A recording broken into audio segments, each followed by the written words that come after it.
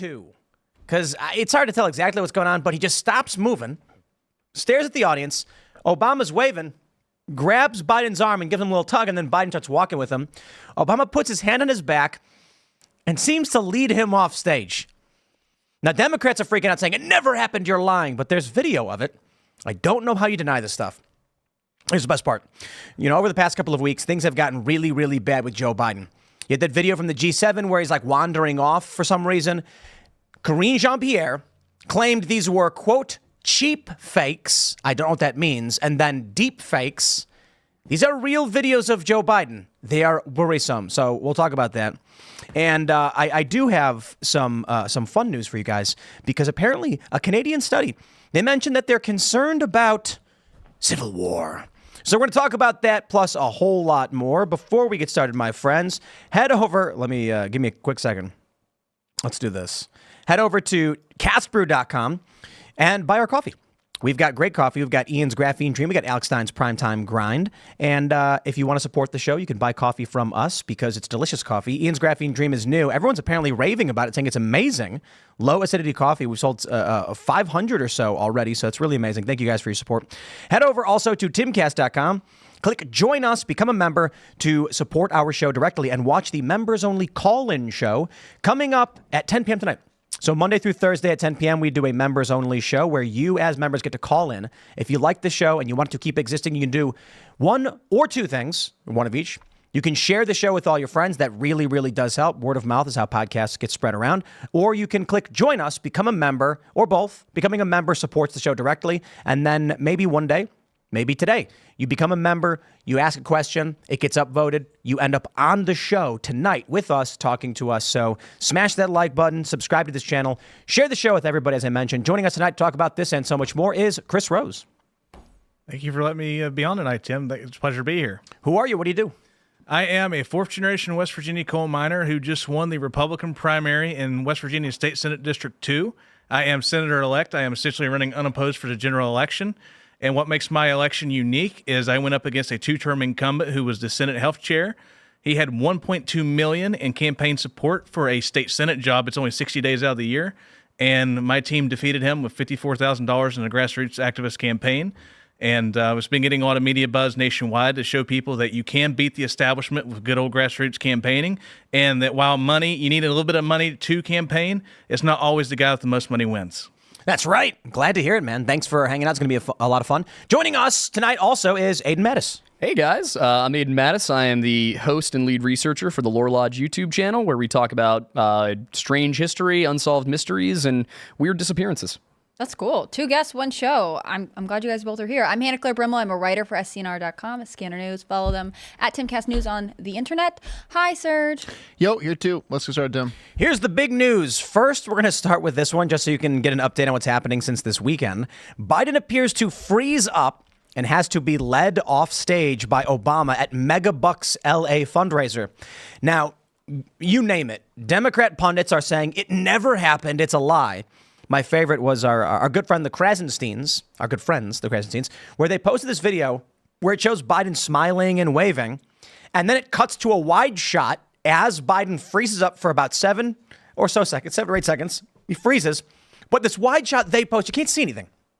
So actually, we have this clip that was posted by Chris Gardner from, I believe this is the Hollywood Reporter. So this is corporate press right here. Take a look at this video. Let's try and see if we can zoom in. And I'm going to play this for you guys.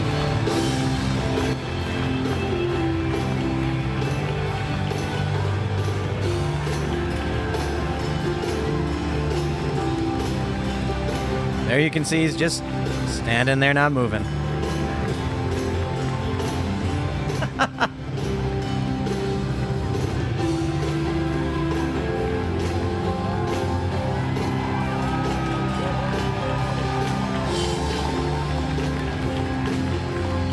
So I counted, there's about 7 seconds where Biden just stops moving. And his arms go down and he just stares.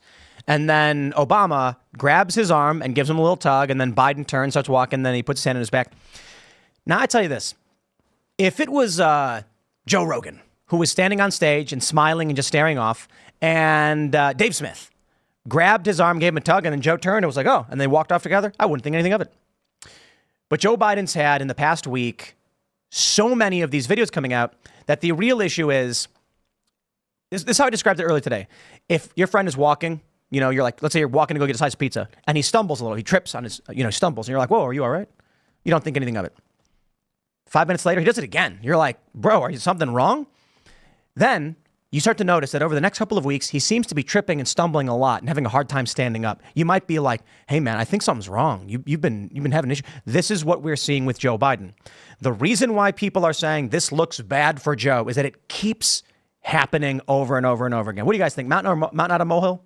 No, I think it's getting worse. I mean, when the press was describing it, they were saying, he had to get let off stage, the hand on the back motion. But I actually think the arm tug is the worst part. The arm tug is a former president leading our current president off the stage. Like, this is not good. The fact that somebody else has to be like, you're supposed to walk away now. And Corinne Jean-Pierre was asked about this during a press gaggle today, and she was like, well, you guys are making a big deal out of nothing, and they're old friends, That's just something that happens. Old friends, pat each other on the back and apparently guide each other gingerly off the stage. Very, very weird to me. I don't know how you guys feel. I just don't understand why we have people this old in charge. Like, I get that they're the most experienced, but sit back, take an advisory role, be in the cabinet maybe, but stop running for office. Stop being the guy who has the nuclear codes. Like, let Gen X take over. It's time.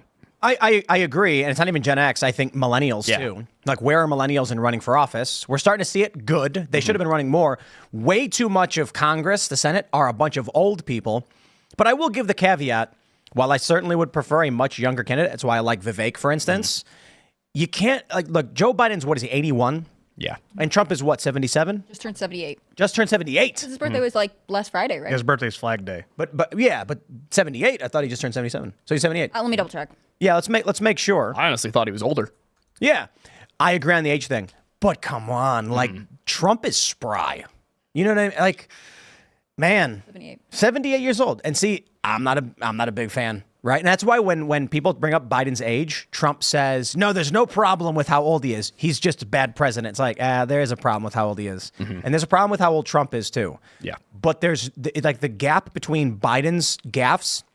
I mean, like, Trump doesn't have these. These just don't happen. The media tries to make claims about Donald Trump. But I got to be honest. If Donald Trump, I guess at his funder at TPUSA, he said the wrong name of a doctor. And they were like, we got him.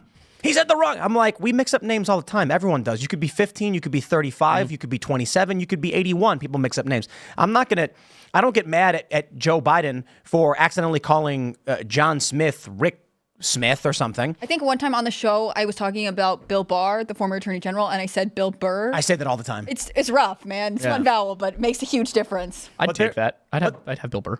But there was an issue. I don't know. He's pretty far left. Can it get worse? Yeah. I'm not for a Bill Burr attorney generalship, I will say. Yeah. Bill Burr said Press secretary. during COVID, he said, I don't care. I just turn on the TV. If they tell me to do it, I'll do it. And I'm like, But my point is, Joe Biden got names wrong. He got the name of Syria wrong and said Libya. And I'm like, that's a real big problem if he's giving orders. Kind of feels like people aren't going to want to listen to him if he's giving these, if he's this deficient. But again, it's not about whether or not you make a gaffe. Trump can make a gaffe, but you watch Trump do these rallies off the cuff, and he's lucid.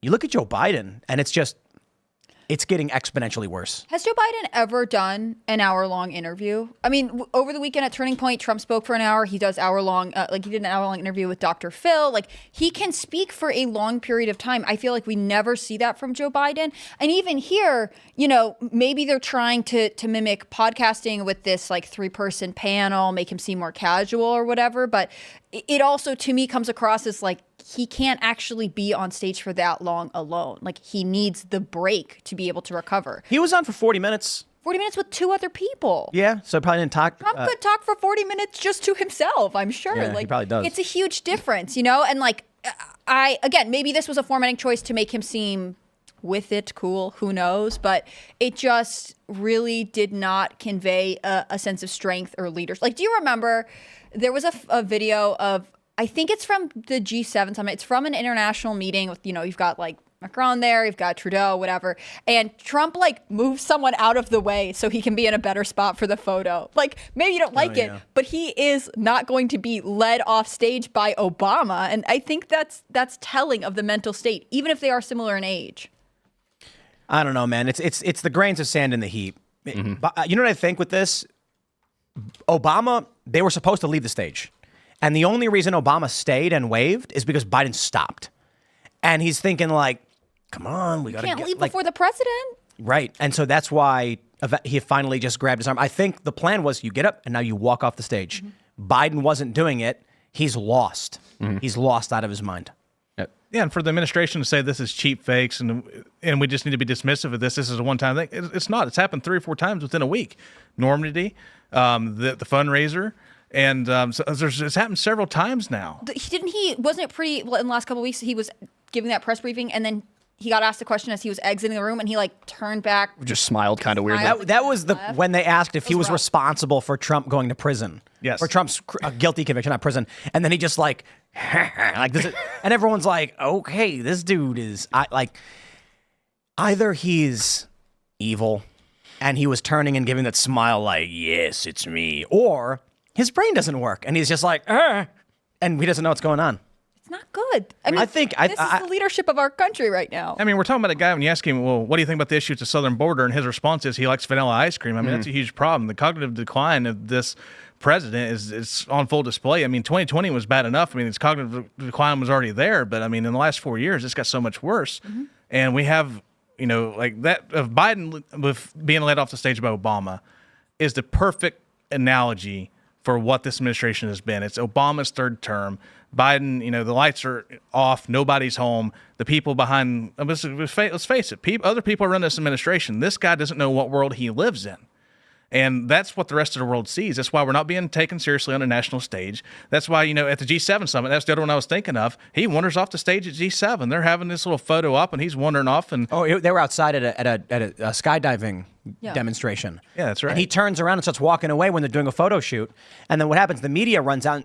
No, he was greeting some other veterans. And it's like he's in the middle of a photo op with all these other world leaders. He's clearly breaking protocol. The Prime Minister of Italy went to go get him. Not good. Thank you for that, I guess, Italy, but rough all around. I kind of wonder how much people really do care at this point, because I kind of just feel like there's no country. I hate to say it because it sounds, I don't know if it's black-pilled or whatever, but how many times can you point out that the president's brain doesn't work? Many people have been saying for years he's a puppet, weekend at Bernie's president. And I'm like, guy, if that's the case, and Trump's being charged with crimes that don't exist. And we got this one video, this one story. A J6er has been in pretrial detention for 1,200 days. I'm like, I don't think we have a functioning country at all. It's just not there. Yeah, and the Libertarians just nominated a furry, so that's not great. Well, he's not actually a furry, is he? He had like the dog mask thing in one of his pictures. No. Yeah, the same one as the general who had the dog mask. Yeah, there's a picture of Chase Oliver with that on. Chase Oliver wearing a dog mask. That's a wow. Unless it was like fake, but it looked real to me. I think part of the issue with the Go Libertarians. Yeah, right. Like, thanks. I think part of the issue is that the Democrats are successfully trying to pivot from a figurehead presidency. They're trying to sort of say like, oh, Joe Biden, you guys are mean to him. He does everything right all the time. But you know what? If you elect Trump, he's going to take every right away from you. He's going to lock you guys all up. It's all awful. Like, they have successfully tried to steer the ship in such a fear-mongering path that it doesn't matter who's president because it just can't be Trump. And that is sort of problematic for voters because Biden's not actually popular with his own party anymore. Here we go. You ready for this one? CBS Austin. White House claims recent viral videos of Biden are actually deepfakes. And Karine Jean-Pierre actually invented a new word I had never heard before, cheap fakes. I was trying to make out what she said. I still don't know that's exactly what she said. But according to the Daily Beast, she said the word cheap fake. Well, here you go. Ironically, several recent cheap fakes actually attack the president for thanking troops. That is what they're attacking the president for. Both in Normandy, this happened, and again in Italy. And I think that it tells you everything that we need to know about how desperate how desperate Republicans are here. And instead of talking about the president's performance in office, and what I mean by that is his legislative wins, what he's been able to do for the American people across the country, we're seeing these deep fakes, these manipulated videos. And it is, again, done in bad faith. So Charlie Kirk posted, unbelievable. Karine Jean-Pierre is blaming deep fakes for all the videos going around exposing how old, feeble, and senile Joe Biden looks anytime he steps out in public. This sums up the White House comm strategy in one video. Don't believe your lying eyes. I called this. I said, I'm not saying I'm the only one who called it. I was just saying the AI conversation is going to turn into a tool to deny bad press. And Democrat default libs are going to believe it. And this is why they do it. These people are evil. They are liars. I cannot understand what goes through a person like Karine Jean-Pierre's head when she steps out there and just lies through her teeth, then accuses everyone else of lying. We can all watch these videos over and over and over again. We're like, these things add up. And now she's saying they're deep fakes. Oh, I also want to shout out when she mentioned that she said in Normandy and with the G7 in Italy, calling those deep fakes where he was trying to thank the troops. It's like she didn't mention what the subject of those videos actually was. It was not a deep fake when Biden squatted on the stage, and some people believed that he was having a boom boom. You know what I mean? And that's unfortunate if that's the case. We don't know for sure, but they're calling it a deep fake. I'm sorry, that actually says to me that I think it's probably more likely to be true that Biden pooped his pants and he's senile and wandering off, because they're calling them deep fakes. They're the bigger the story, the bigger lie. They're really hamming this up. Yeah, the clips that I saw of all of these things originated in mainstream media. Yeah, it looked like news coverage. Right. It was a clip like with the NBC News banner going around the bottom. It's with, whatever CNN logo. Unless you're saying someone... I watched one on an MSNBC morning show. So unless you're telling me somebody let the MSNBC morning shows watch a fake version of this, I think you are just lying to yourselves. I think you are lying through your teeth and hoping that your narrative is the one that ultimately is promoted by the press, who, by the way, also shared these videos of Biden speaking in this raspy, slurred voice, looking lost. It doesn't make any sense, and yet she's just expecting, I guess, their allies in the media to back her up. But I mean, you were just criticizing the general age, Aidan. Are you you're voting for Trump? I genuinely don't know what I'm going to do. Oh, really? I have never voted for Trump. I was hoping that we were going to get Dave Smith or Josh Smith or any of the libertarian Smiths. There are quite a few of them, actually. Yeah. And now we have 81-year-old Joe Biden, we have 78-year-old Trump, and we have 40-something-year-old Chase Oliver, who wears furry dog puppy play masks. What am I? Is that for real? I'm at this point, I'm going to vote for the Constitution Party. I don't even know, just out of protest. I don't think he was wearing a dog mask. What percentage of voters do It wasn't the full furry dog mask. It was like the the kink muzzle dog one? mask. Yeah. Yeah, I know, I get that, but I've never seen a photo of Chase Oliver wearing the kink mask. It was being shared in libertarian circles. Wow. Yeah. I don't know, man. Maybe, like I said, maybe it's fake, but it did not look good. And I watched the guy talk. It's just there's nothing He's there. gonna come out and say that's a cheap fake. Yeah. Karine Jean-Pierre will back him up. You got no choice. You got to vote for Trump now. Want to? I mean, the purpose of voting for a president is for two big reasons: law enforcement and military foreign policy. So you vote for Joe Biden, what do you get? War. Yeah. You vote for Trump. Well, when Trump was president the first time around, he was actually withdrawing our troops and trying to bring peace. Whether he was successful or not, some people have opinions about the Abraham Accords, like Dave Smith and I disagree on that. But he was bringing peace.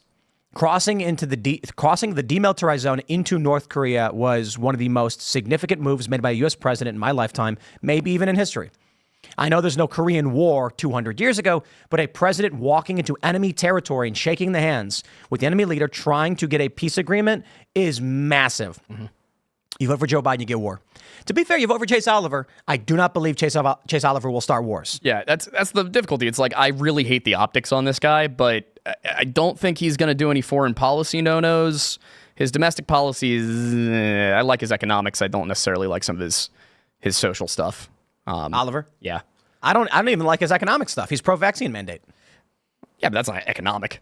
I mean, like businesses shutting down, firing Yeah. people who've had careers for All right, 10 I see what you're years saying. I see what you're saying. Then yeah, that's not great. Mandates I subsidized didn't by know the about that one. government. Like, I don't understand any of this. And I always got to stress this because immediately libertarians come out and they go, he is not for mandates. He does not believe the government should be allowed to. Almost all of the vaccine mandates were private. Were private businesses that were saying, we've hereby just arbitrarily decided out of our 100,000 employees, we're going to force them to undergo a medical treatment or they get fired. Yeah. So that's the Libertarian Party for you. Trump kept saying it shouldn't be allowed. It's your choice. I at least can accept that. But I don't know how you could not vote for Trump. I personally really liked the discussion that was going around. It was being led by the Mises Caucus of basically taking the Libertarian Party and saying, hey, you want our 3 to 5% of the vote that you never get? 3 to 5%. 3 to 5 historically, recently, the last 4 elections. But, that my point is like they had a deal. It was basically you get our votes, you'll probably win the election no matter what. But we want something in return. And the more like traditional libertarian side was like, absolutely not. As if we were going to win anything on our own, ever. Yeah. We weren't. Do you ever think of yourself as a libertarian? I mean, I have a lot of libertarian-leaning policies. I worked with the Tea Party movement for many years, and that stems from libertarianism in a way. Like Ron Paul, Rand Paul were big champions of the Tea Party movement, and that's how I got my start, helping people like them and Alex Mooney and Mike Lee and others get elected. And I do have a lot of libertarian views. I want government out of my life and out of the way. And, like West Virginia, you think of coal country, right? War on coal. That's government interference that took a very prosperous state and turned it into one of the least economically ranked states in the country. We're at the bottom of every measure you could think of now because of that government interference. So, yeah, a lot of West Virginians fighting back against that are libertarian in nature. We want government out of our lives. Yeah. So Joe Jorgensen in 2020 got 1.2%. Yeah, that might have been worse than I thought it was. Yeah. Dude, we were at 13 in the polls with Johnson at one point. And then he made the best foreign policy claim of all time. And everybody said, well, absolutely not. That was actually a good point you made before the show. What is Aleppo? Yeah. And, you were like, that's actually the correct position. Mm-hmm. I actually agree. Like, I was always saying that if it were Trump and he was asked about something he didn't know, he would just patter like a boss. He'd be like, Aleppo, I know a lot of people are concerned about it, but we're going to talk about jobs. Jobs are more important. And that would be the deflection. You don't got to address what it is. You don't got to say anything about it. Johnson goes, and what is Aleppo? And if you think about it, it is bad. President's supposed to be in charge of foreign policy. But it's funny when you think about it. We'd be better for the president who didn't know what was going on at all, because it would imply we ain't doing anything there. Instead, we get a president who's like, let's secretly put troops. Barack Obama, when did we declare war in Syria? Does anybody remember when the declaration happened and the troops were ordered to Syria? Obama woke they're up there. one day and said to himself, I think I should send troops there. And he said to himself, that's a great idea, sir. And that's what happened. And what are they doing? Oil. Donald Trump, man, I love this guy Trump. He's in office, and it was so much fun. When he comes out, that famous moment in front of the helicopter, and he's like, we're selling weapons to the Saudis. It's fantastic. It'll be great for our economy. And all of the anti-war leftists were just like, oh, my God. He just came out and said it. He just admitted it. That's what we do. We sell weapons to these countries and bolster our economy. And then he mentioned, we're trying to get our troops out of Syria. We're going to leave a couple hundred in to guard the oil. I was like, wow. I kind of feel like he was giving a middle finger to the deep state by doing those things, just at blurting it out.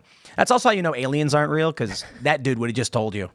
He would have been like, oh, yeah, there's aliens. That was a conversation we were having on Inverted World last night.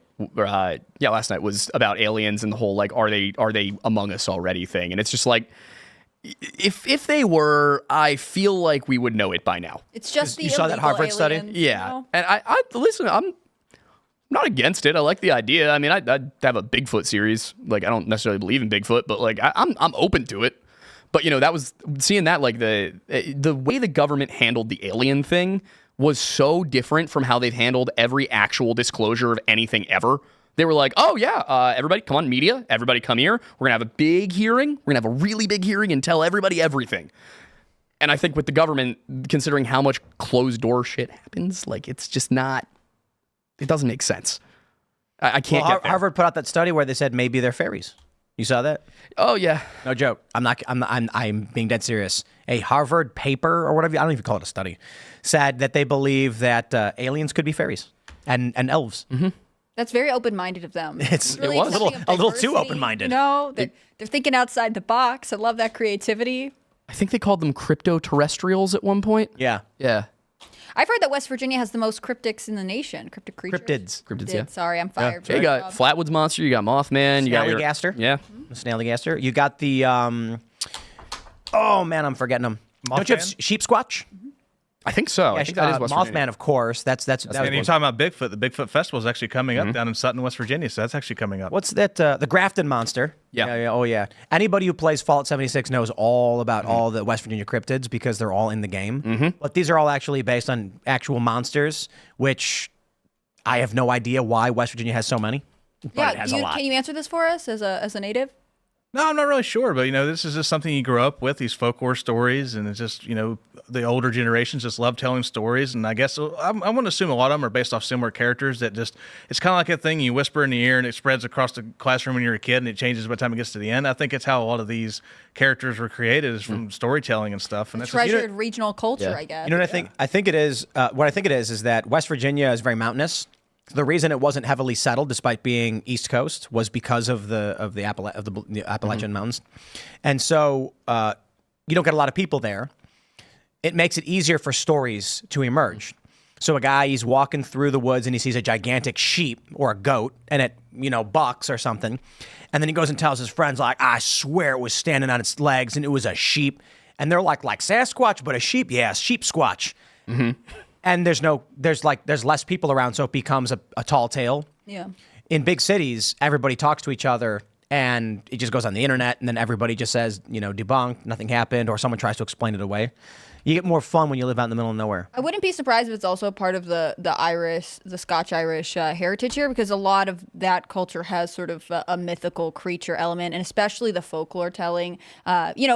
Parables or all of these stories are often used to teach people lessons, and so there's a level of like crossover culture. You have a community that's like, we got to be able to reference something, and also we believe that in these other things, it's an interesting potential consequence of regional immigration. Maybe they're all just elves. That's what Harvard thinks. So That's where your money's going. that's the whole fairies and elves thing that they're doing. That's because there is this wide classification of that in entirely continental folklore. But that's one of the cool things, what you were saying, the Irish and Scots stuff.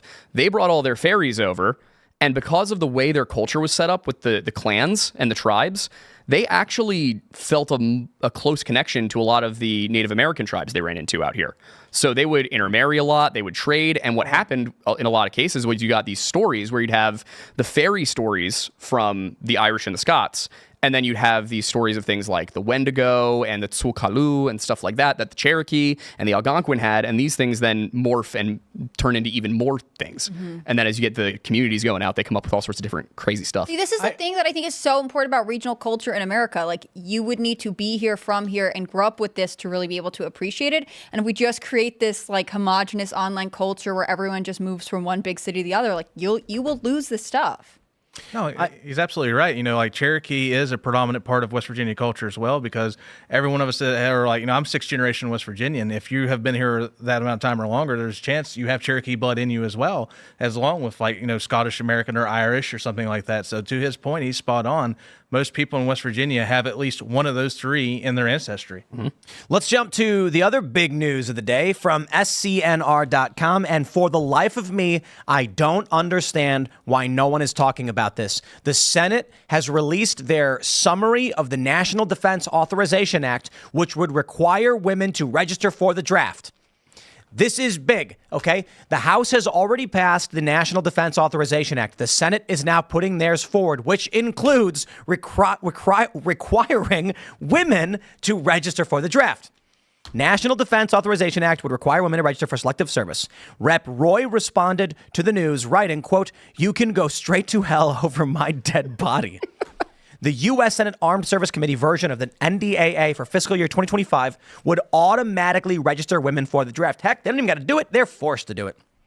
The committee approved the bill with a vote of 22-3. The Strengthening the Joint Force and Defense Workforce section of the NDAA says the Military Selective Service Act would be amended to require the registration of women for selective service. Since 1917, when the Selective Service was created, all men ages 18 to 25 have been required to register. However, there has not been a draft since the Vietnam War. Must read Alaska reports in 2017, Congress created a commission to study the matter of adding women to the draft. The commission's final report required by the 2017 National Defense Authorization Act recommended that women be drafted. This is a necessary and fair step, making it possible to draw on the talent of a unified nation in a time of national emergency, the 11 commissioners wrote in their final report. The effort has failed in previous years, versions of the NDA, but this year it looks like it may pass. Senator Jack Reed of Rhode Island, a Democrat, has been one of the biggest advocates of adding women to the Selective Service. Republicans, including Rep. Chip Roy of Texas and Senator Mike Lee of Utah, have been pushing back forcefully. I'm with Democrats on this one. I am 100% with the Democrats on this one. I don't understand why Republicans think it's okay that women get civic privileges without civic responsibilities. And so long as we have a 19th Amendment, women must be drafted. And I will add, drafting doesn't mean combat. Doesn't mean you put the women on the front line. They can do tons of different jobs, like janitor or chef. PR officers. They can do daycare, right? They can do all of these jobs and not fight. I think women going to combat would be a terrible idea, and I think they're potentially, in wartime, maybe you need more bodies to do sort of administrative stuff at home. But generally, I think drafts are for boys, and I think it's a bad idea to mix women in because they'll just end up competing for the right to be in combat, and that's a bad idea because it risks everyone's life. Telling women that they have to machine parts for tools does not mean the debate. I don't like these arguments where people say if X, then you are guaranteed to get women in combat. When we say women should be required to engage in some kind of civic service in the time of national emergency, whether you want to have a debate over combat is still an entirely separate conversation. And if women want the right to vote, then they are going to war.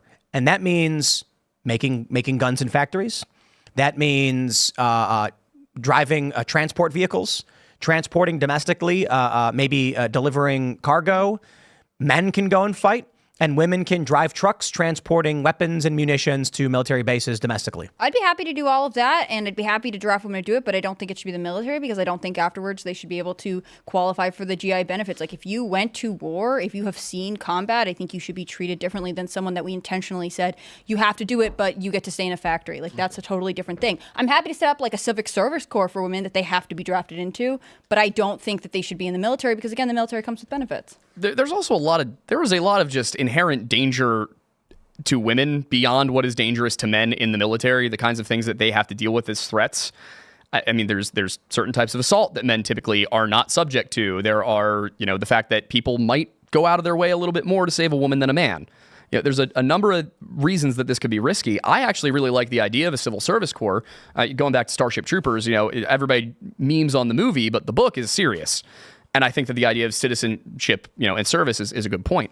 That said, I do worry that if we have a draft for women, part of the reason we were so successful in World War II is that women were able to fill the roles that men typically had back home while the men were over fighting. And I would worry that if we drafted them directly into the military, we wouldn't have the workforce we need.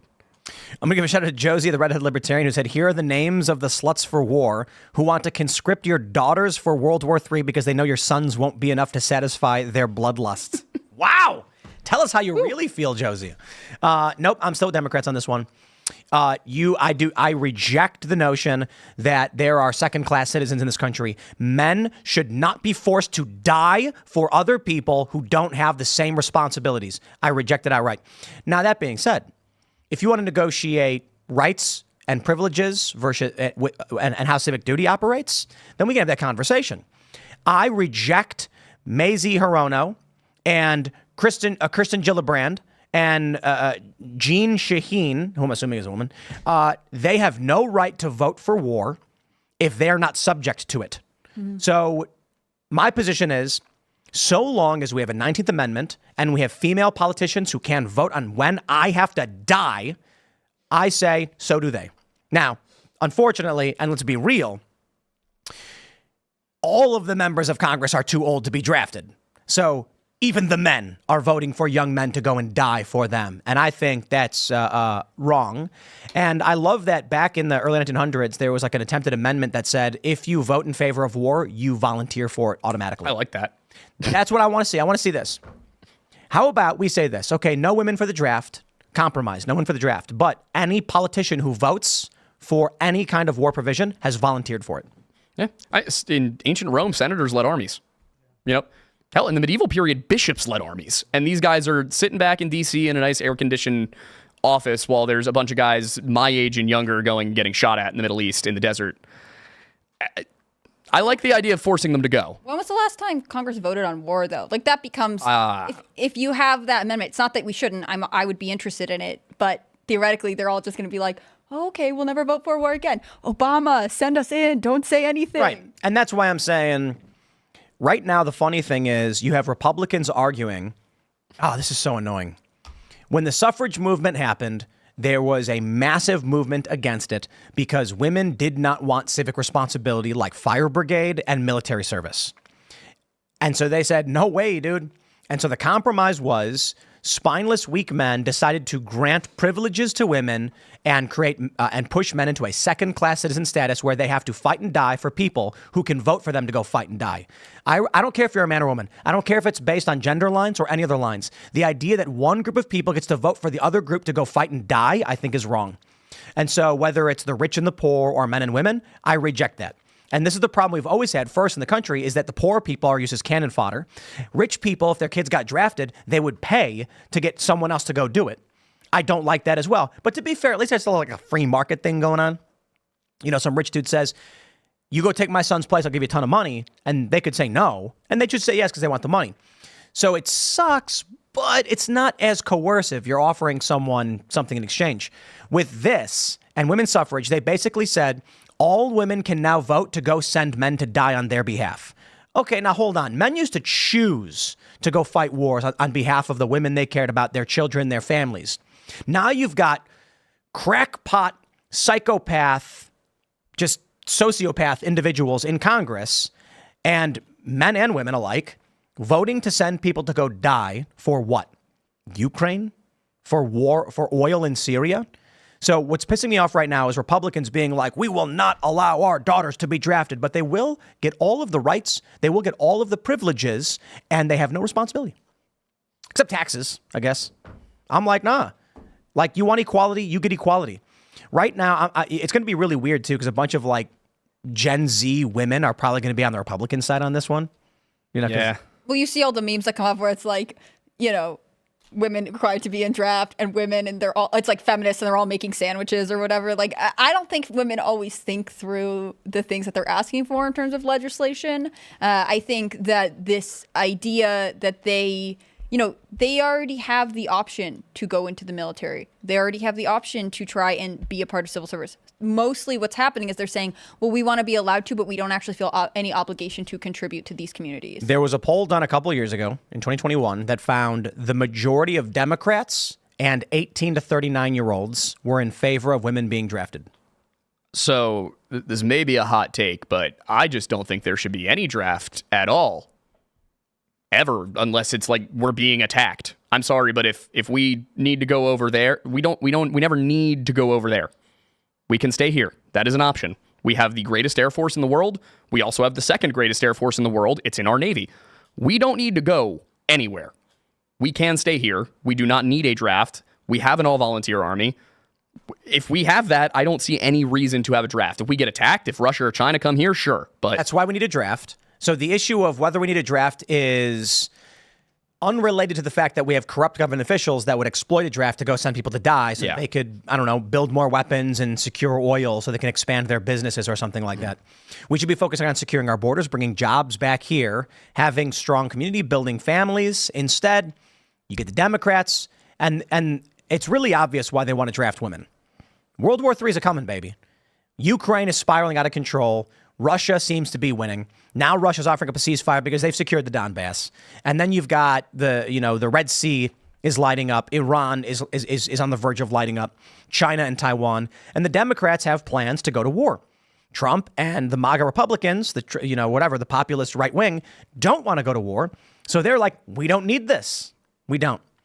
But I will just point out, you can't have a society where you create classes of privileges and rights. It doesn't work. It's going to break down. You cannot have social services and open borders. You cannot tell people you can come here and get free stuff, and the people who were born here, who have paid into the taxes their whole lives and their family did, will now not have access to the housing market. These things do not work. There has to be balance in your responsibility and the rights and privileges you have access to. I think part of it is that people look at men and women as interchangeable. They're like, a body's a body, just put it in uniform and it's the same thing. So I would imagine that these Democrats are looking at the numbers. I'm willing to bet that when they look at combat numbers and women, female infantry, I would bet a large sum of money that a strategist comes in and says, when you get a group of men, you will see, like, here's if we've got 30 enemy combatants in this area, you will need X amount of men with this machinery to effectively control and pacify that area. With women, you're going to need X cubed or something. Like, you're going to need X times X. You will need substantially more men. The efficiency of female units of comparable numbers will be minus 30%. And the response from Democrats is, so we need more women then. Right? Sending wave after wave of your own men into combat to get the job done. More cannon fodder gets the job done. They don't care about the human lives behind it. All they know is, look, 100 men get the job done or 150 women. Okay, get more women. That's it. Load it up. And they're complaining about this recruitment shortfall as the reason why they need to do it. Hey, look, man, I think this is the fastest way to get Gen Z voting Republican. I don't see how Gen Z women can stand by the Democratic Party, but apparently Democrats love women in the draft. I do think if Trump hammers this, like, it's over for Biden, because the only people affected by this are Gen Z. Literally nobody else is affected by a draft right now. Well, Gen Z women. Well, but I'm men too. But they're already screwed. Exactly, yeah. But I think a lot of if you came in, you were like, hey, let's just get rid of it entirely, or let's restrict it to we have to be under attack here at home.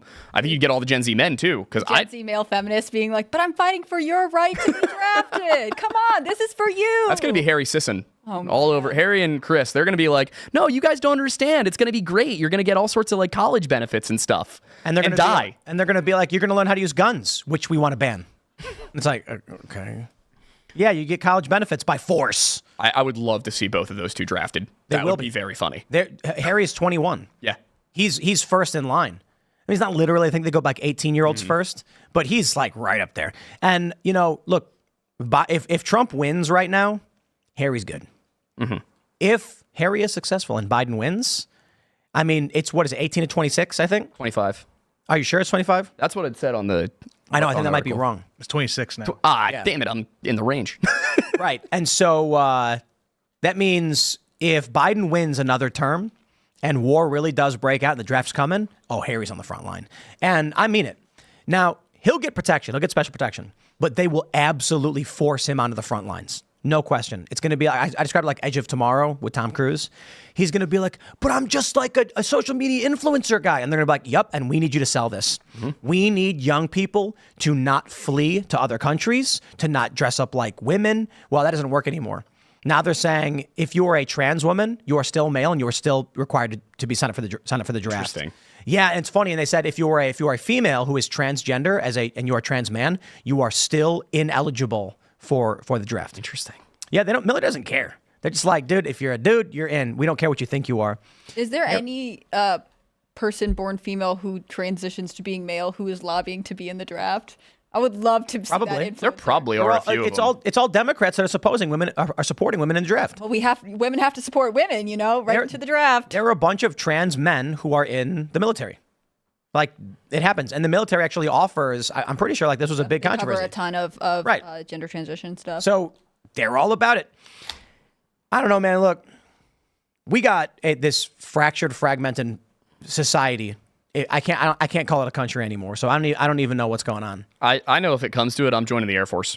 Like, if World War III kicks off, I'm joining the Air Force. I'm going for a PR role. I do not want to be fighting in Europe for people who would not fight for me here. Air Force, dude. Space Force. Yeah, Space Force. Because then you're going to be in one of the domestic military bases looking at computer screens.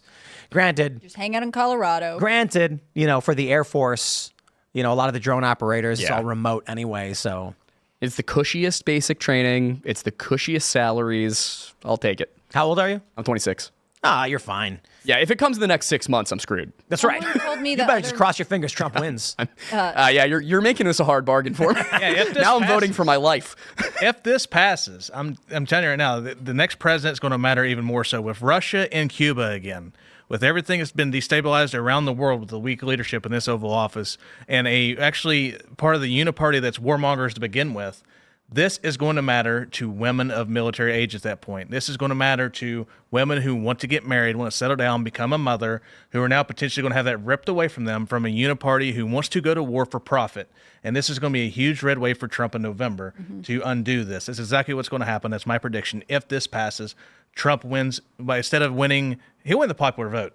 Like, not only will he win the Electoral College, he'll win the popular vote by several million votes if this passes, because Gen Z women are going to go to college or want to get married or going to become mothers. They're not going to go to war. Is it going to pass? I do not see how this doesn't pass. I don't know. Manchin, maybe? Well, didn't he vote for it in the committee? What, really? I thought. Oh, his you're name was- right. yeah, He his did name's vote up there. He did. Way off. He Oh, did, dude. but one But you reason- know who we- totally passing. You know who we might get is Fetterman, because that man is a loose cannon at this point. No one can predict what he's about to do. No way, dude. He's for it 100%. He's going to be like, Israel needs our support. That's true. Yup. you're I think Ladies, line up. I think the other problem though is like we're gonna draft basically anyone who has a potential to save our declining fertility rate, right? Like we're gonna be like, Maybe that's we the plan, could man. grow the population, but we could also blow them up. So maybe that's a good idea. Like I don't understand what the long term thinking on this is at all. You can't just keep being like, but feminism. This is we going to need force it." the narrative. Are we or are we not biologically different? This is going to force that narrative. The feminists that have been trying to, carve out women's rights for all these years are now being faced by being canceled as women, whether it be sports or now being forced into the military. This is going to force the argument, are we biologically different? Not far as rights, but far as biology. And this is going to force that fight. This is going to force them to answer, because he just said that they're already saying, if you're born a dude, sorry, you can't identify as a woman in the military. You're still a dude. So, I mean, it's already forcing that narrative to come to light. And at the end of the day, I think common sense is going to prevail, and it's going to be a red wave for Trump. And I think we're winning our friend over here, because I'm sorry, When you make it about whether I live or die, yeah, I get it. Now hold on. I just understand the draft doesn't stop at 26. Oh, yeah. It's just you're first in line. So the way it would work is they're going to go for the 18-year-olds, and it's going to be, I think how they do it is like a lottery. They'll go by social security number and pull random, and then you'll numbers. Right. And then they go up in age by requirement. So getting to 26 would be really crap. I mean, if World War III happened, okay. But here's the good news: if you turn 27 and Biden is still president, oh, dude, line up. 27 is not far off from the rest of them. So if they go through the standard batch, and I got bad news for you, fertility rates are down. So there's not nearly as many Gen Z available as there were, say, millennials or boomers or Gen X. And we're hilariously out of shape. Oh, yeah, but that doesn't matter. They're going to be like, dude, let me tell you, it was really amazing. The story of the fall of the samurai in Japan, are you familiar with it? Yep. That's exactly why they don't care if you're in shape. For those that aren't familiar, societies used to have a warrior class that were extremely politically powerful. And in Japan, you had samurai. You're born, you are trained, you're a fighter. It's really difficult for someone to be a master fighter until they invented reloadable cartridges or rifles with that can be reloaded rapidly with the cartridge. And so they show up.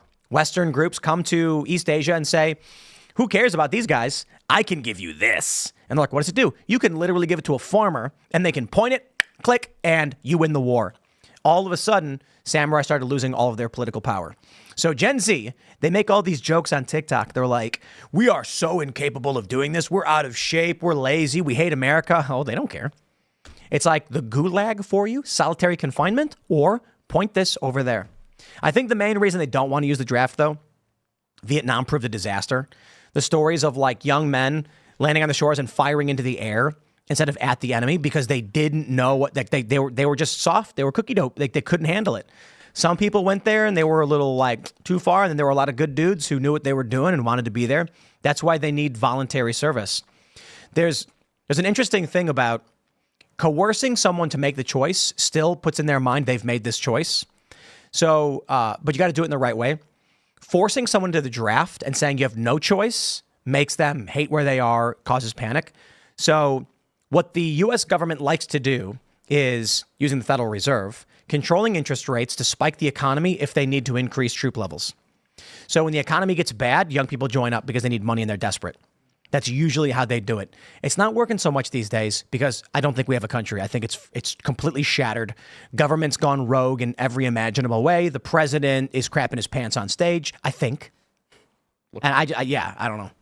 I also think people don't really like. There is a lot of anti-military sentiment in the U.S. So I think there's a level of like, at one point in America's history, if you had been like, well, I need money or this opportunity, like there's something honorable about being in the military. Whereas now people feel like, this is just something you do to be the world's police first, and a lot of people hate the police already. I can comment pretty directly on it. I enlisted in the National Guard when I was 19, and I got medically separated 4 months later for an anxiety and depression disorder. Wow. And then when I got off medication 2 years later, I had the opportunity to rejoin. That was, I think, 2022. And I had the Lore Lodge thing going, but it wasn't huge yet. I could have gone back, and I looked around and I was like, I want so badly to do what my ancestors did, to serve this country, to be there for my fellow man, but they're going to send me to die in a desert, or they're going to send me to die in a tundra, and it's going to be far away from home. My family will never know what happened, and what's the point? Like, no, if we get invaded, I'll sign up. I will in a heartbeat. But I got to be honest. I made that point a while ago. Like, the draft makes a lot of sense when the implication was defending this country. You would go to the young men and say, look, they're attacking us. You do this or we all die. I get that.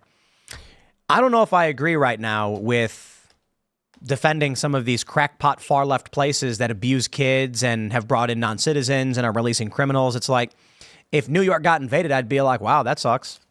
I mean, look, if we can get a foothold in the executive branch through Trump or someone who can deal with the corruption, send in federal investigators to New York to weed out the crime bosses that are running their government, I would be thrilled. I'd be happy. I do not think national divorce is a good thing.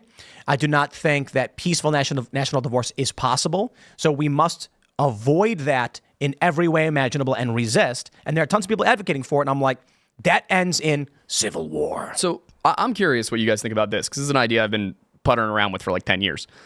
Instead of a national divorce, we were taught about federalism as layer cake federalism, that there are layers of government. You have your local, you have your state, you have your federal.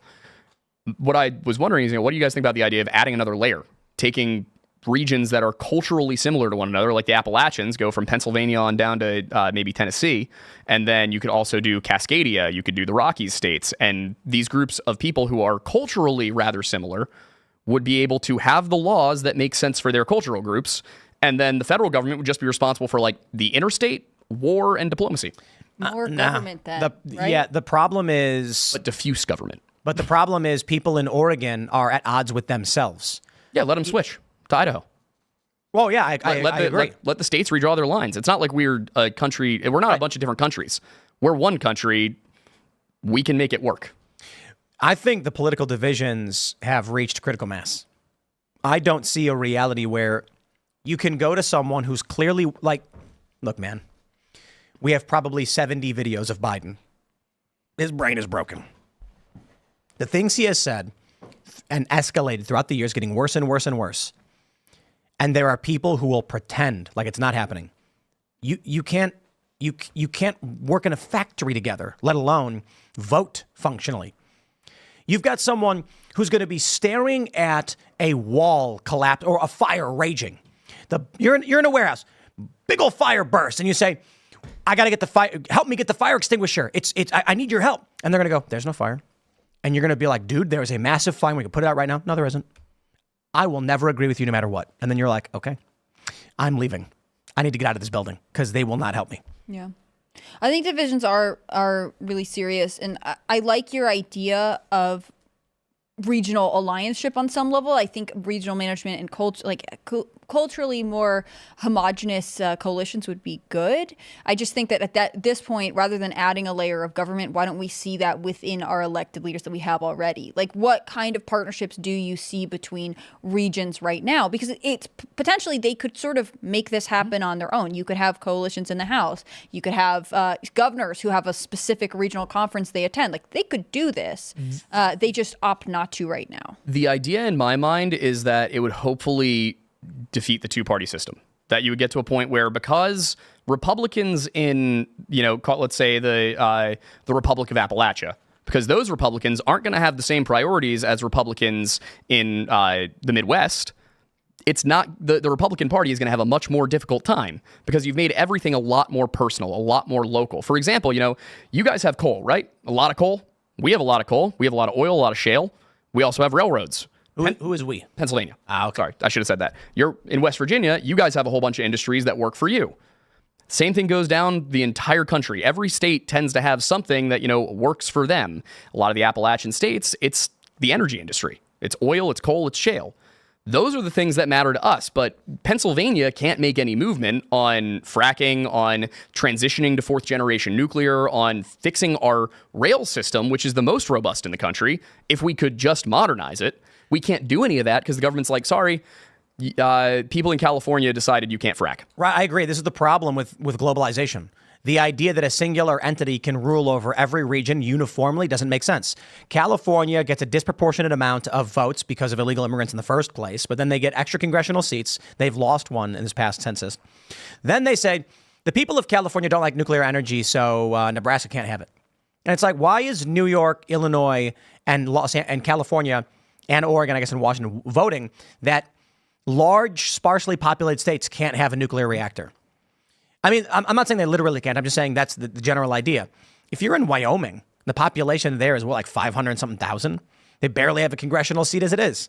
You've got tons of empty space where you can do a bunch of awesome stuff, but they ban these things. And right, like fracking and stuff, they pass these laws controlling all of it, but they don't even live in these places. It should be left to the states, but the federal government keeps...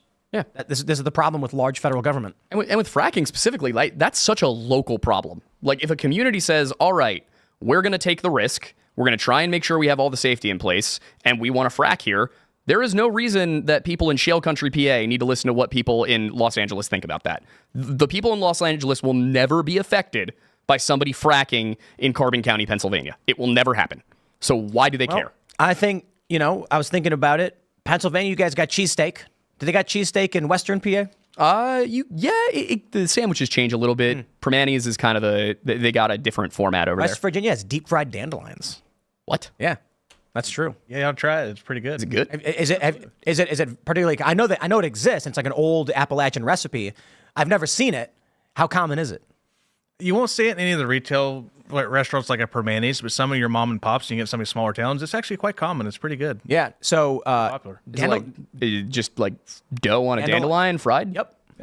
I heard it tastes like fried mushrooms. It does? Yeah, look at that. So dandelions are actually brought here by the European colonists as food and medicine. Really? Yep. It grows crazy fast, and you can eat them. And they're all over the place. Tradition remains up in Appalachia. So you got different conventions and customs. See, you're from PA. You had no idea. Didn't know. And of course, Chris over here has never heard of a cheesesteak. Of course I have. Oh boy, I was down in San Antonio last week for Unsubscribed podcast, and they had some cheesesteaks on the menu, and I was like, I'm not going anywhere near this.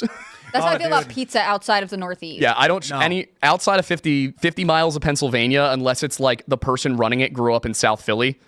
No, I can respect that people in New York and the Northeast think their pizza is better. Oh, no, don't do this to me, Tim. Don't do this. Don't do this, Tim. What? But Chicago. Yes, being from Chicago, we have, and I'm respecting New York over here, and you guys can't handle it. I would just call Chicago pizza different. Yes, it is different. However, yes, it's special. Deep dish pizza is not real Chicago pizza. That's a lie. And you guys have not ever had real Chicago style pizza, which is a firmer, like medium, like it's not a thin crust. Mm-hmm. It's thicker. It's not floppy. Okay. It's square cut. I think people call it what is it called? Like the four states. It's called Sicilian over here. Is it? That's not Sicilian. No, we're not talking about Sicilian. The square like cut. what they No, do in Sicilian St. is a Louis? thick bread. Yeah. Is it more like what they do in St. Louis? St. Louis Don't know. is a specific style of pizza. Traditional Chicago pizza is flat. The dough doesn't rise on the ends. it's the crust on the edge is crunchy, and it's cut into squares. And so it's very different from New York. But I will tell you this. I had pizza in Michigan, and it was like someone put a bathroom garbage on my plate, and I was offended. Yeah. It was like a piece of toast with ragu on it. Mm-hmm. Don't you dare. Some places pizzas are different. I mean, I've talked about this before, but the Domino's and Pizza Hut spread throughout the middle part of America because the immigrants weren't there making traditional pizza. I can imagine that in, Michigan, they do a lot of other nice stuff, but this is not one of their elements. It reminds me though, like this stereotyping of deep dish pizza as the only type of traditional pizza of the pepperoni roll in West Virginia. Yeah. Because if you're like, what is the food of West Virginia? You see that everywhere, but there's actually a ton of stuff. It's just that's sort of what Don't knock the pepperoni roll. Adrienne it's Curry. great, but it's not the only thing. Adrienne Curry knows exactly what we're talking about. Chicago thin crust tavern style pizza is great too. See, I'll give it a shot. I'll give it a shot for you. And I got to tell you, for anybody who's never been, if you go there, you got to find a place that will do a pizza with giardiniera on it. Giardiniera, that's the word. It was so weird for me when I went to New York for the first time, and I tried ordering a roast beef sandwich with giardiniera, and the guy said, "With what?" And I said, "Can I get a roast beef sub with giardiniera?" And he goes, he's like, "We do heroes." And I'm like, "I don't know what that means." It's a long sandwich. And I'm like, "Oh, okay, well, give me giardiniera, roast beef, and cheddar." And he's like, "I don't know what that word is." Yeah, what is that? Giardiniera. Oh, man. I feel like I've heard the word, but I don't know what it is. Regional culture strikes It again. is like carrots, jalapenos, cauliflower in oil. Oh, okay, I've had it. I just didn't know that's what it was called. If you go to Potbellies, they call it hot peppers because nobody knows what it is. How about we go back talking about the news? Here's a story from the Post-Millennial. Canadian study worries about under-anticipated U.S. civil war. Ignores growing resentment at home. The potential for civil war is mentioned in the list of 8 under-anticipated disruptions that decision makers may need to consider more thoroughly than the survey results indicate. Ladies and gentlemen, foreign countries, okay, fine, it's Canada, so, take it for what it is, are concerned about a U.S. civil war. If you dig deep into the subterranean internet files of the Canadian government, you might find a link to Policy Horizons Canada, a group that you might surmise is attached to Global Affairs Canada, but no, it is affiliated with the Federal Public Service. I'm going to wag my finger at David in the Post-Millennial for writing a narrative story. Just tell me the news. The posting of a recent study titled Disruptions on the Horizon might have been missed by the public had an article not been posted to Politico declaring Canada's big worry a U.S. civil war. Considering you guys are writing me a story, I'm actually going to go to Politico instead. Canada's big worry, a U.S. civil war. This is from just a few days ago. They say, and they also write a narrative, in a spring report titled Disruptions on the Horizon, a quiet office known as Policy Horizons Canada proposed American civil war as a scenario that Ottawa should consider preparing for. This hypothetical was tucked into the middle of a 37-page document, which sketched the possibility in 15 spare words. U.S. ideological divisions, democratic erosion, and domestic unrest escalate, plunging the country into civil war. Canada, they must watch the show. Yeah, I was gonna say if they're saying if they're underprepared for it, I don't know if we've got our viewership in Canada going. I think that this is ridiculous. No, I'm saying whoever wrote this must watch. Sure, but the Post-Millennial is saying it's underanticipated. I don't think that's what they true here claim on Timcast. So I just want to point this out. Considering everyone says that I'm the guy who's always talking about civil war, that means anyone else who ever talks about it is a fan of the show. Mm-hmm. That's a fair point. Yeah, absolutely. That's the fair. only explanation. So considering Canada has this concern, they go on to say, how seriously should people take this on the other side of the 49th parallel? Policy Horizons report surveyed hundreds of experts and government officials about disruptive events that Canada might do well to prepare for. Then the authors classed those scenarios based on the likelihood they will occur. American Civil War ranked as an improbable but ultra-high impact event. Other scenarios in that general category included the proliferation of homemade biological weapons, the rise of antibiotic-resistant pathogens leading to mass death and food shortages, and the outbreak of World War III. I suppose when you add them all together, it's looking like you got a really good probability of bad thing happening. So take your pick, and I hope y'all are prepared. I think it's weird that progressive governments and progressive political parties have to fearmonger their voters into supporting them. I think that's what I see over and over again. I was thinking about that with some of the speeches I was listening to from Biden or, on the campaign trail. And it's always just, you have to vote for us because everything's about to fall apart and we are the only ones who can fix it. And it's critical. In fact, it's so critical, it might even be too late. So you got to act now. It's like the craziest sales pitch of all time that is completely dependent on fear and compliance. Because they can only run on fear and compliance because they don't have any success stories to build upon. I mean, to your point, Joe Biden, what could he run on in re-election other than, Trump's a threat to democracy. Vote for me to stop him. And that's all they got. He's accomplished nothing. Hyperinflation, destabilization of the world, we're entering World War III with, Russia and Cuba with their naval fleet now. There's nothing he can tout that he did other than destabilize the world and cause inflation and, cause a lot of people to leave the workforce because they couldn't even afford to live anymore. And, they paid them to stay home. They paid them not to work. And then they can't afford to go back to work anymore. It's just sad to see all this going on. And he can't do anything but say, vote for me because the other guy's the boogeyman. That's all they have. Yeah. Whether it be Trudeau, whether it be Biden, it's all the radical left has. Vote for me to stop the boogeyman.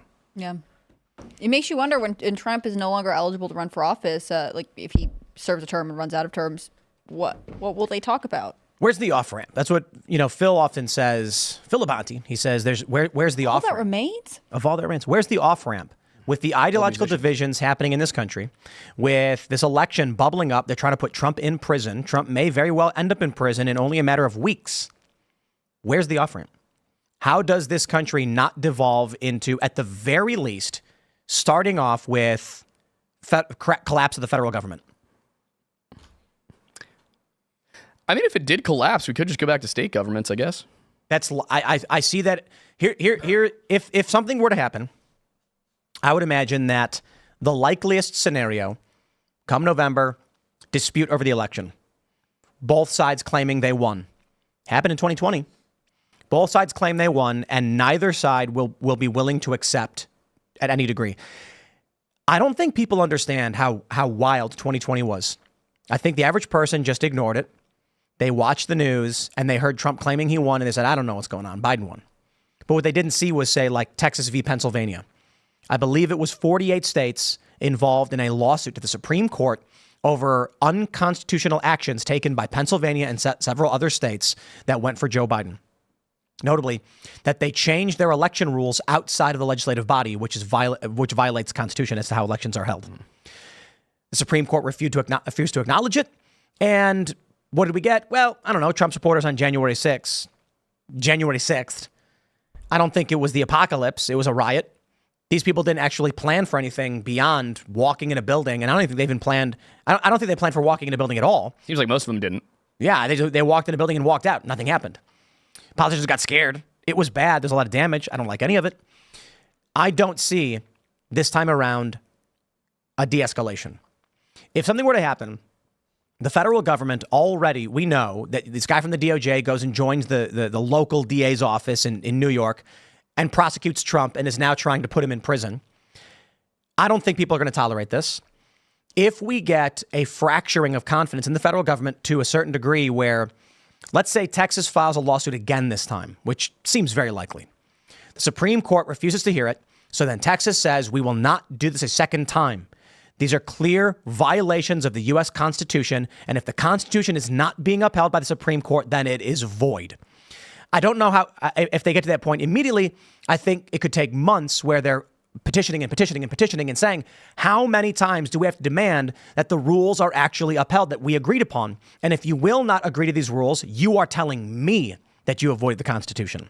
Yeah. So if Texas then says, we are not going to cooperate with the federal authorities because they have not cooperated with us, they have broken the mutual pact, a lot of people are going to go, oh, national divorce. Oh, it sounds good. And then what happens when resource battles begin?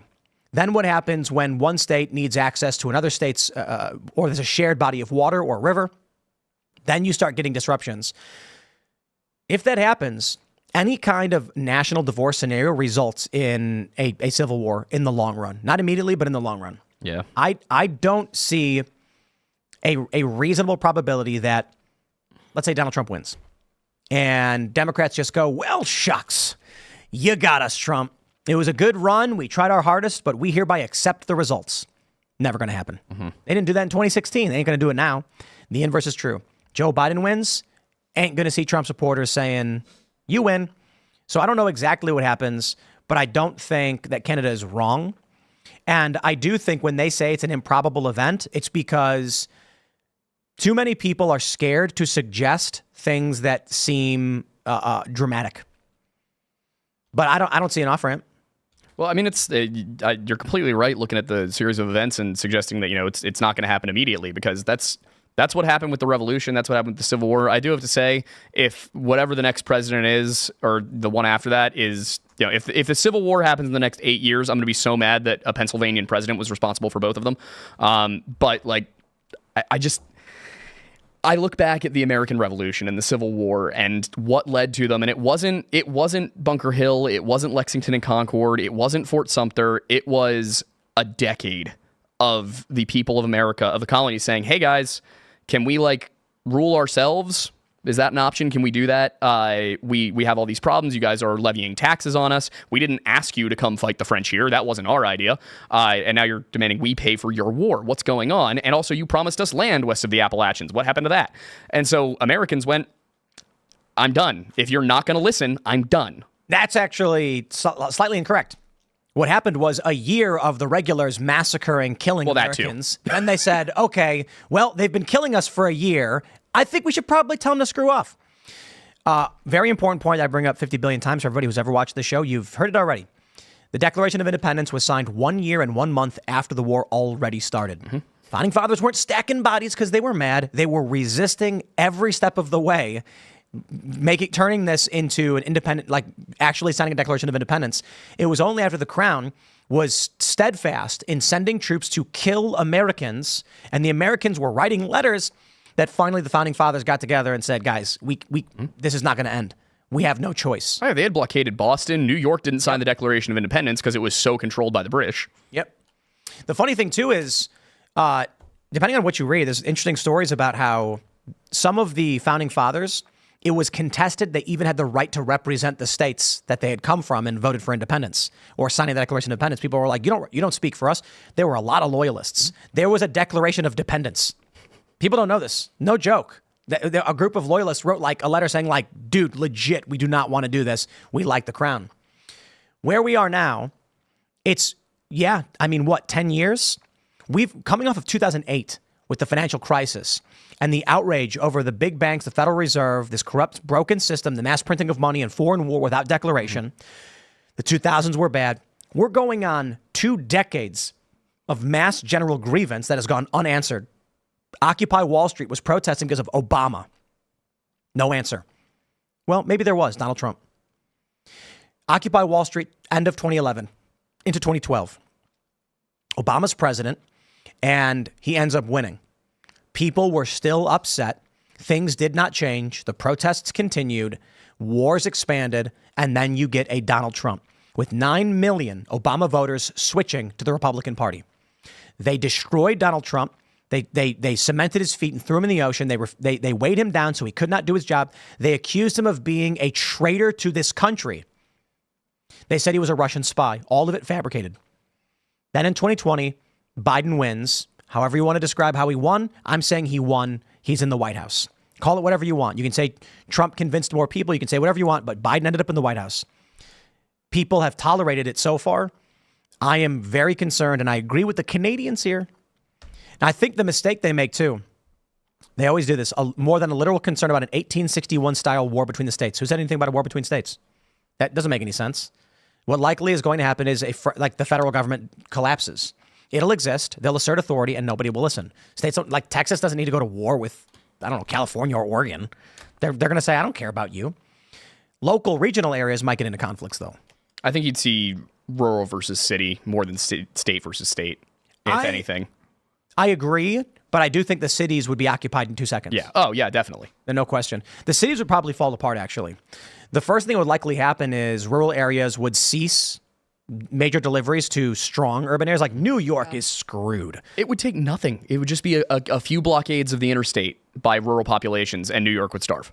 And it's not even a wartime blockade. It would be you got a small town. Everybody's seen a speed trap, right? That state highway that goes through a small town where the speed limit goes from 55 to 20, like that. And it's because there's a small town there. They call them speed traps. Sometimes they are. But the small town says, we've got houses along this road because it was built as a supply, like people, it's like an outpost almost. Don't speed through our town. You're going to hit our kids. Those towns put up a checkpoint.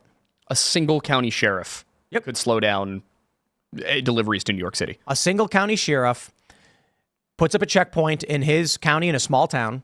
Trucks come by and he says, we are no longer getting support for these roads. If you want to drive through here, it's a fee of $50 for every truck because we got to pay this. And it's very difficult to source the materials to fix this when we're seeing trade breakdown. And the truckers say, there's no way I'm doing that. Well, do you remember how effective the Canadian trucker blockade was? And one of the effects was like, we are not getting our deliveries on time, right? So if a small town trucker was like, I'm not doing this, and a point of entry to a city was like, we are also not participating or we're blocking this off, like it all falls apart. It's a fragile codependent system that gets, food, supplies, whatever, to especially major cities, but from regions across the country to these major cities. The urban populations tend to forget that they rely on the rural population for raw materials, and the rural population relies on them for finished goods. The rural population doesn't need them for finished goods. Mm-hmm. The urban population needs them for raw materials. Let's jump to this segment, which is somewhat related. This is a CNN segment. Kyle Becker tweets, CNN gets absolutely owned trying to school Trump supporters that America is a democracy and not a republic. This is really interesting. It's a bit long, so we'll only play a little bit of it. President Biden touts his re-election campaign as a fight to preserve democracy. But if you ask some Trump supporters, the former president is not a threat to democracy because the United States is not a democracy. I'm just going to pause real quick and say, everybody knows this, but we are not a democracy. We are a constitutional republic with democratically elected representatives. What that means is you send someone you think will do a good job to do the job because you're not an expert. Democracy is when everybody votes on a thing, and then if they get the majority, it happens. CNN's Donnie O'Sullivan spoke to some of those supporters. What happens if Trump loses? I don't see him losing. I don't think he lost the last election, to be honest. Do you think he's going to win? Yes. Without a doubt. No doubt. What if he doesn't this time? What happens to the country? We're in trouble. We're in big trouble. We're done. If Biden talks about democracy, saving democracy, they're the ones that are killing democracy. Obviously, there's a lot of criticisms of Trump that he is bad for democracy, that he's bad for American democracy. Okay, we are a republic. We're a republic. We are we're not a democracy. Representative republic. We're not a democracy. One thing we've been hearing at Trump rallies like this over the past few months is that America isn't really a democracy. America isn't really a democracy. No. They're not saying it's not really a democracy. They're saying it's quite literally not a democracy. is not a democracy, it's a republic. It's not a democracy. Okay, democracy is actually not as good as you think it is. But for centuries, correct. America has celebrated its democracy. Democracy is worth dying for. Democracy remains the definition of political legitimacy. But some Republicans and pro-Trump media are pushing the idea that America is not a democracy. The United States of America is not a democracy. We are a constitutional republic. The United States of America is not a democracy. You don't want to be in a democracy. We are not a democracy. He didn't read the full quote there, but a democracy is two wolves and a lamb deciding on what's for lunch. A republic is a well-armed lamb contesting the vote. Yep.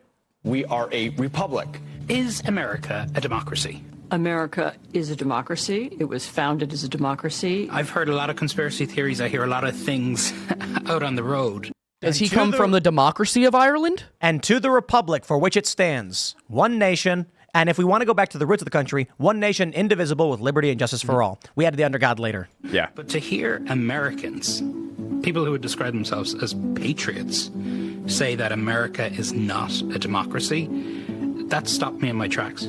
You are hearing people say America is not a democracy because there are people around Trump who want them to be saying that, who've been planting that narrative. Is America a democracy? My AP US history teacher. Yeah. I think Well, not right now, but we're a republic.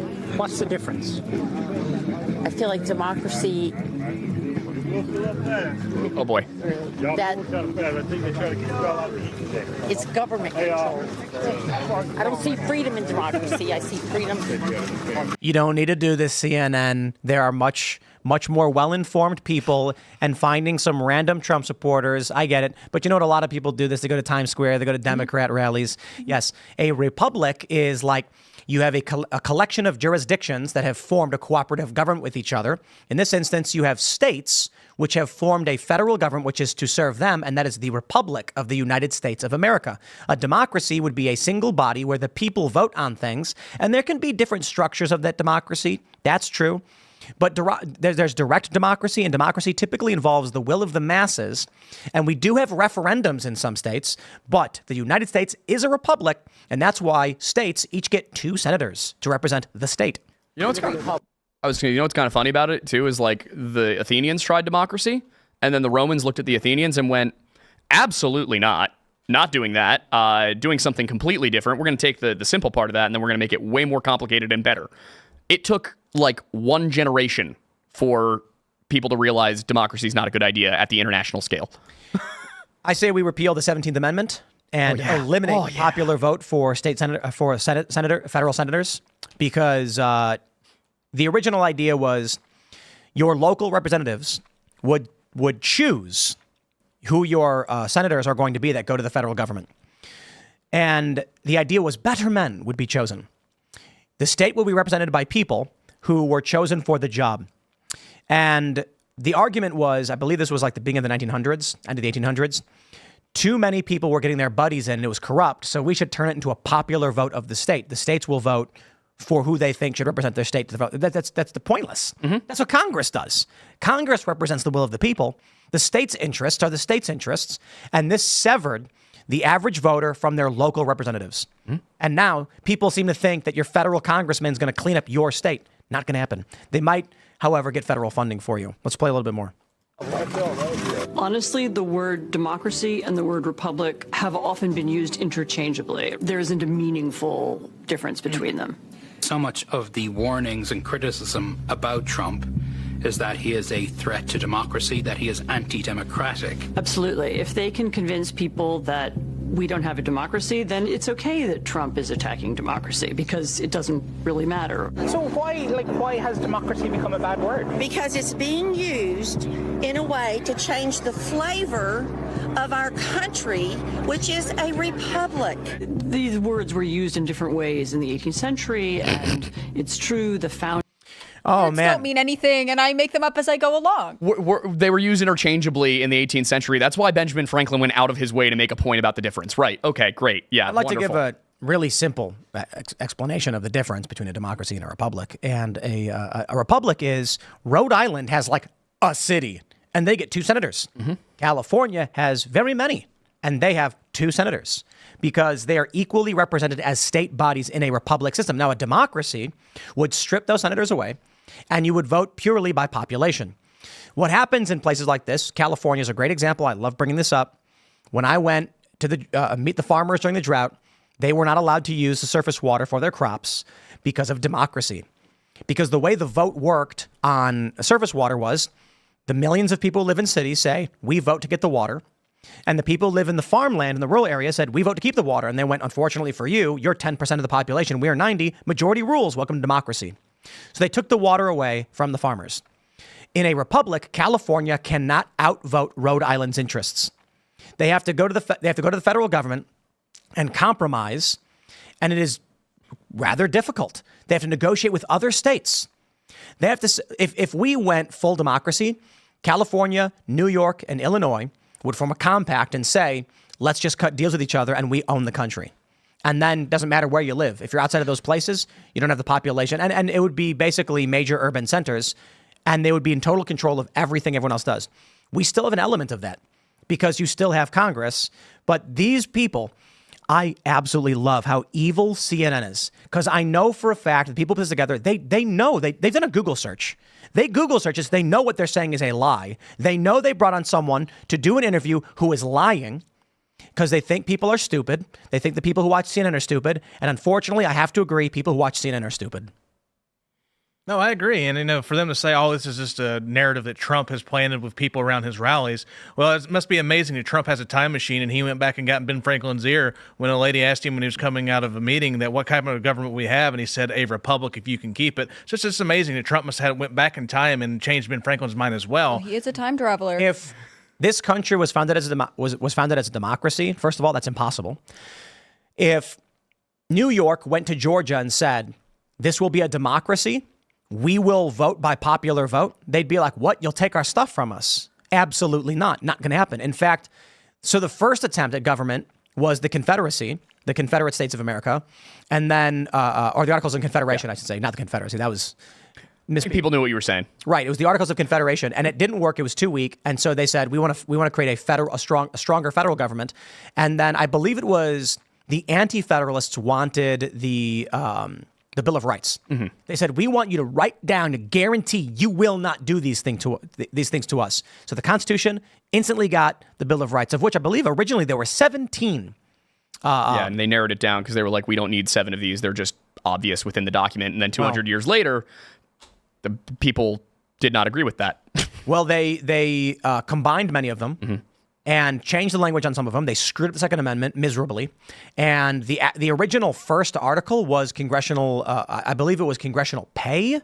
The first and second were congressional pay and apportionment. Well, one of my favorite things about the Second Amendment is that everybody's like, oh, well, no, it means, militia and it's all very, you're not understanding. It's not the unlimited right to bear arms. Alexander Hamilton didn't even think they needed it because he thought it was so obvious, so clear in the articles describing what Congress, the president, and the Supreme Court are allowed to do that they had no power to regulate firearms. So Hamilton was like, I don't think we need this. I do not think this needs to go in there. And they ended up putting it in because they were like, Do you think he deserves the musical now, or? I see. Here's the thing. Got Second Amendment, right? He was very pro-gun, but at the same time, also pro-central banking. Nobody's perfect. That's what I've learned from this conversation. The original Second Amendment actually went on to say that, and the gist of it was, you can have a gun even outside of the military. Mm-hmm. But the issue was, they were concerned that it would actually stop conscription. So it said something like, even if someone is an objector to war, they still have a right to keep and bear arms. The concern was, if we say the militia being required for a free state, the right to keep and bear arms shall not be infringed, the implication is everyone can have guns because they're going to fight they're going to be conscripted to militia or military. And they were like, well, no. Then we'll add, even if you object to conscription, you can still have a gun too. And then they went, ooh, but that might be used to make it so we can't conscript people in time of war. Take that out. We're good. And most people don't realize this, but if you look at the map of gun rights, we had a long period of no gun rights. If you look at whether states issued permits, it wasn't until DC versus Heller where they said you can actually have a gun outside your house. So there were a lot of states that were may issue states. You'd apply for a gun, they'd say, no, you can't have one. And then one by one over the past, 10 years, 20 years, we have seen states go constitutional carry. So now you have all these states where it's like, you can buy a gun. And thanks to Hunter Biden and the DOJ, we may actually see the abolition of federal background checks. I am thrilled with this. This is fantastic. It's going to be so funny if that happens. You'll be a hero to the gun rights people. They will paint pictures of him. Isn't that funny that he is potentially going to be the face of the Second Amendment movement? Like, he doesn't even want to be there. It's so fascinating. Or maybe he does. I guess he's a gun enthusiast. Who knows? Hunter Biden lied on a federal background check form that he was not a drug addict when he bought a gun, and that's what they got him on. And that violates the Constitution. Because the Constitution doesn't say that you have a right to keep and bear arms unless you do drugs. You can have your rights curtailed through due process after they prove you're a drug addict and have convicted you of it. And also, you have the right to not self-incriminate. So the government forcing you to incriminate yourself for crimes if you want to get a gun is unconstitutional. They are appealing Hunter's case. I hope every single gun rights organization files an amicus brief in support of Hunter Biden and says the Form 4473 is unconstitutional and must be abolished. I have some buddies at the GOA who I can talk to on Discord on the ride home. Absolutely. And then it may turn out that Hunter Biden has his criminal conviction overturned. He's free to go, and he should be. And then no longer, when you want to buy a gun, do you have to fill out a federal form? We'll call it the Hunter Biden law. We'll call it Hunter's precedent.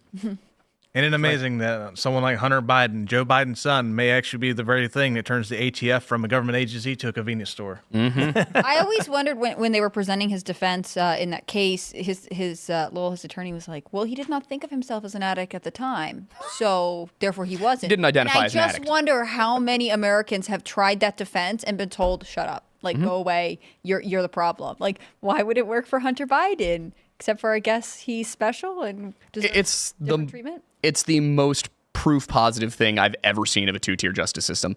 Like, the man is on camera committing at least 3 different felonies. And they're like, we can't get him. Michael Cohen admitted to grand larceny on the stand. Mm-hmm. And they were like, we don't care. Who cares? We don't want Trump. I don't consider it a two-tier justice system. Like, is it two-tier justice when Russia, say, like, captures an American and puts him in jail? Would we call that two-tier justice? I don't think so. So, like, Ukraine and Russia are fighting each other. When Ukraine captures a Russian and then, like, they see a Russian guy, so they're like, quick, get him. And they grab him, they tie him up. Then they see a Ukrainian guy and they go, how's it going? We don't call that two-tier justice. Democrats intending to put Trump, his staffers, the people who've worked with him in prison, it's quite literally just a political faction kidnapping their political opponents in plain view of the public without real laws. I mean, Steve Bannon going to prison, what did he do? Contempt of Congress. What was the issue? Trump said, executive privilege, don't hand over the documents. And Bannon was like, okay, well, the president's having executive privilege on executive documents. I can't hand them over. Then at the last minute, Trump said, no, you know what? Go ahead. And then Bannon went, okay, we're good now. And they went, we don't care. You're too late. You're going to prison. And they convicted him. So it's not a legitimate, man, this fly is really killing me. It's not a legitimate use of law enforcement action. The things they've done to Trump are not legitimate. So if someone is at war or in conflict and they're weaponizing whatever, they're getting cops to do this, it's not two-tier justice at all. It's just police officers attempting to kidnap Donald Trump and convince you it's okay they did. Yeah, I mean, as I said earlier, I have never intended to vote for Trump, but watching this happen has been like the most terrifying thing of my adult life. The fact that they have just gone whole hog, doesn't matter, Hunter Biden is getting off scot-free. Meanwhile, Trump is going to prison for what I believe were actually misdemeanors that were upgraded to felonies. Yes. He may go to prison. We don't know what's going to happen, but I certainly think they'll try. You said you were still considering casting a protest vote. Would have gone Constitution Party at this point. That's how far we are. So what's the big block to voting for Trump? If you know things are bad, you'd rather... I'll be honest, some of the biggest ones are guns. I don't like his gun positions, but again... Trump's? Yeah. What's his gun position? Banning bump stocks, I didn't like. The take the guns and try them later, I didn't like. What? That quote's not true. Really? Yeah. Oh, all right. Well, not that one, but still banning the bump stocks. And we fell for that too, and then... We were talking about it like a couple weeks ago, and I was like, yeah, he did say, I'd like to ban the guns first and go through the courts later. And then we pulled up the quote, and he was actually not, he was speaking, it was pulled out of context. Oh. It seems like he was quoting someone else. And he may have been saying something like, look, I really don't want to be the guy who says, I want to get the guns first and then go through the courts later. They're like, clip that middle part. Yep, it was clearly pulled out of context, and we don't know what the full context was. Yeah, that's a good point. So not that one then, but yeah, I was upset about the bump stock ban because it was just stupid. But they lost. They did eventually, yeah. Yeah, but that was Trump who led the charge on that. Yeah, I think so, right? I don't know. If I remember correctly, he was the one who after Vegas was like, yeah, we got to ban this. We got to get rid of these things. Because at heart, he is a New Yorker. He is as New York as it gets. So I think he still does have some of that in him. Honestly, more than anything, I just don't think he's the man for the job. I don't think Biden is either, though. And that's what's difficult as a younger voter, as a more independent-leaning voter, is like, I cannot imagine 4 more years of Biden. But at the same time, I feel a weird sense of like betraying my own values voting for Trump. Which values? Yeah. Again, it's the hardcore like absolute Second Amendment absolutist, the tariffs that he was running throughout. Now, I will say his proposal to remove income tax entirely and replace it with tariff, I like that. I don't like both. That's Congress though. I know. So that's the issue. Is I look at him and there's nothing. What's the issue with tariffs? If you have income tax and tariffs are just a tax on the American people. If you have no income tax and you do have tariffs, well, now you're being taxed only on your consumption. I'm fine being taxed on consumption. How are tariffs a tax on the American people? Because even if you're technically taxing the overseas producers, when it gets over here, since the overseas producers are bringing things in, the American companies buying them have to pay more money to buy them, and then they pass that cost on to us. So just buy domestically produced products. I would love to. The problem is a lot of them, we don't have a lot of them. Now, I'm, again, fully in favor. I'm fully in favor of bringing manufacturing back, of bringing jobs back. How do you do that? I think Trump is the best option for that. I do think that. But like, how do you bring the factories back to the United States? Lowering taxes. I think that if you were to lower taxes enough and you were to give people the correct incentives without tariffs, I think you can do it. You'd have to lower them to 0 to compete with China. That is fine. Yeah. I'm fine with that. Get rid of the taxes. 15% flat tax on income. That's it. Nothing else. What if you penalized companies that move their factories overseas? Oh, God, that's the thing is with that, it becomes the precedent of, all right, well, how does this work? How do we decide when a company is getting penalized for moving overseas? How do we decide when a domestic company charge a tariff on their products to be imported? All right. So if an auto manufacturer moves I'll admit, you have me on my rear end here. You're beating me. It's also funny because this is what Trump did. You also said earlier the libertarians, like, you liked what the Mises were doing. They were saying, like, we should compromise, we should get some wins where we can. And then you're also like, but, even though Trump would provide me all these things, like, I still wouldn't vote for him. Like, well, no, it was the philosophy is contradicting for me. It is. I'll admit it probably is a little contradictory. I think at this point everybody's entrenched, and I'm having a hard time changing my paradigm. In I think it was 2015, it might have been 16. Michael Moore had one of the greatest speeches in modern American politics, which was intended as an anti-Trump speech. Although all the Trump supporters did was they clipped the end out and they presented what was the greatest Trump supporting speech of all time, where Michael Moore said, Donald Trump went into the office of the big auto manufacturers, and he said, if you move these factories out of the United States and send them overseas, I will charge a 30% tariff on all of your goods and no one will buy your cars ever again. And Michael Moore said it was amazing. No one had ever stood up to these big corporations before like this. And what he described as Trump as the biggest FU in the history of the world, the human Molotov cocktail thrown into the machine. He then goes on to say, and they'll like it for a little while. And then, then, people loved it. Mm-hmm. Donald Trump put these tariffs in place, and what did we end up seeing? A lot of factories decided, instead of he's got us by the balls. If we try and make a widget here, it's going to cost us $1 to make, and then we're going to pay the government 30% on top. If we make it in the U.S., it's going to cost us $1.20 with no tariff. We save 10 cents per widget. Make them domestically. And it was really amazing when, I can't remember which auto manufacturer it was, they moved back up to Michigan. There was an announcement of a $3 billion investment back in like 2017 or 2018. The moment Joe Biden gets in, they cancel it, go back to Mexico. And so all those jobs instantly lost. Poor Michigan. Michigan is experiencing a social collapse. What's happening in Detroit is really fascinating. The reason why we got the Flint water crisis, Flint, Michigan has some of the most expensive water in the country. And so Flint switched off from the Detroit lines into their own local river, which was really bad. So people started getting like Legionnaire's disease.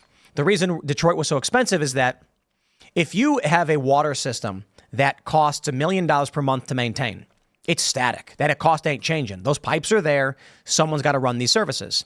Well, if you have 10 million people, I'm not saying Michigan like they do in Detroit, but let's say you have 2 million people. You can split that up. Everyone spends 50 cents per month. That's no problem. 50 cents.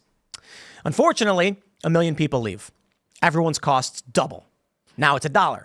To be fair, it's actually much higher than this. Everyone was spending like $30-40 on water. And then as the population began to flee Michigan because the auto manufacturers left and the Rust Belt is dying, the cost of the static cost remains. And so the cost per person goes up every time someone moves out. Eventually, you ended up with the Detroit metropolitan area having the most expensive water in the country. So Flint says, we can't afford this. We're poor. Shut it off and switch to Flint River. And then everyone started getting sick, creating a massive crisis. Mm-hmm. We built this massive system in Detroit. It was beautiful. And they've destroyed it because they allowed these companies to go to Mexico and China to produce these products with slave labor. The people in China, they're not getting paid. The Foxconn laboratories, famously 10 years ago, people were walking off the building in mass, or threatening to walk off the building in mass suicide because they were getting paid so little and they were forced to live in these like 16-person rooms in bunk beds and work like 12 to 14-hour days, barely getting any sleep. We shouldn't allow that.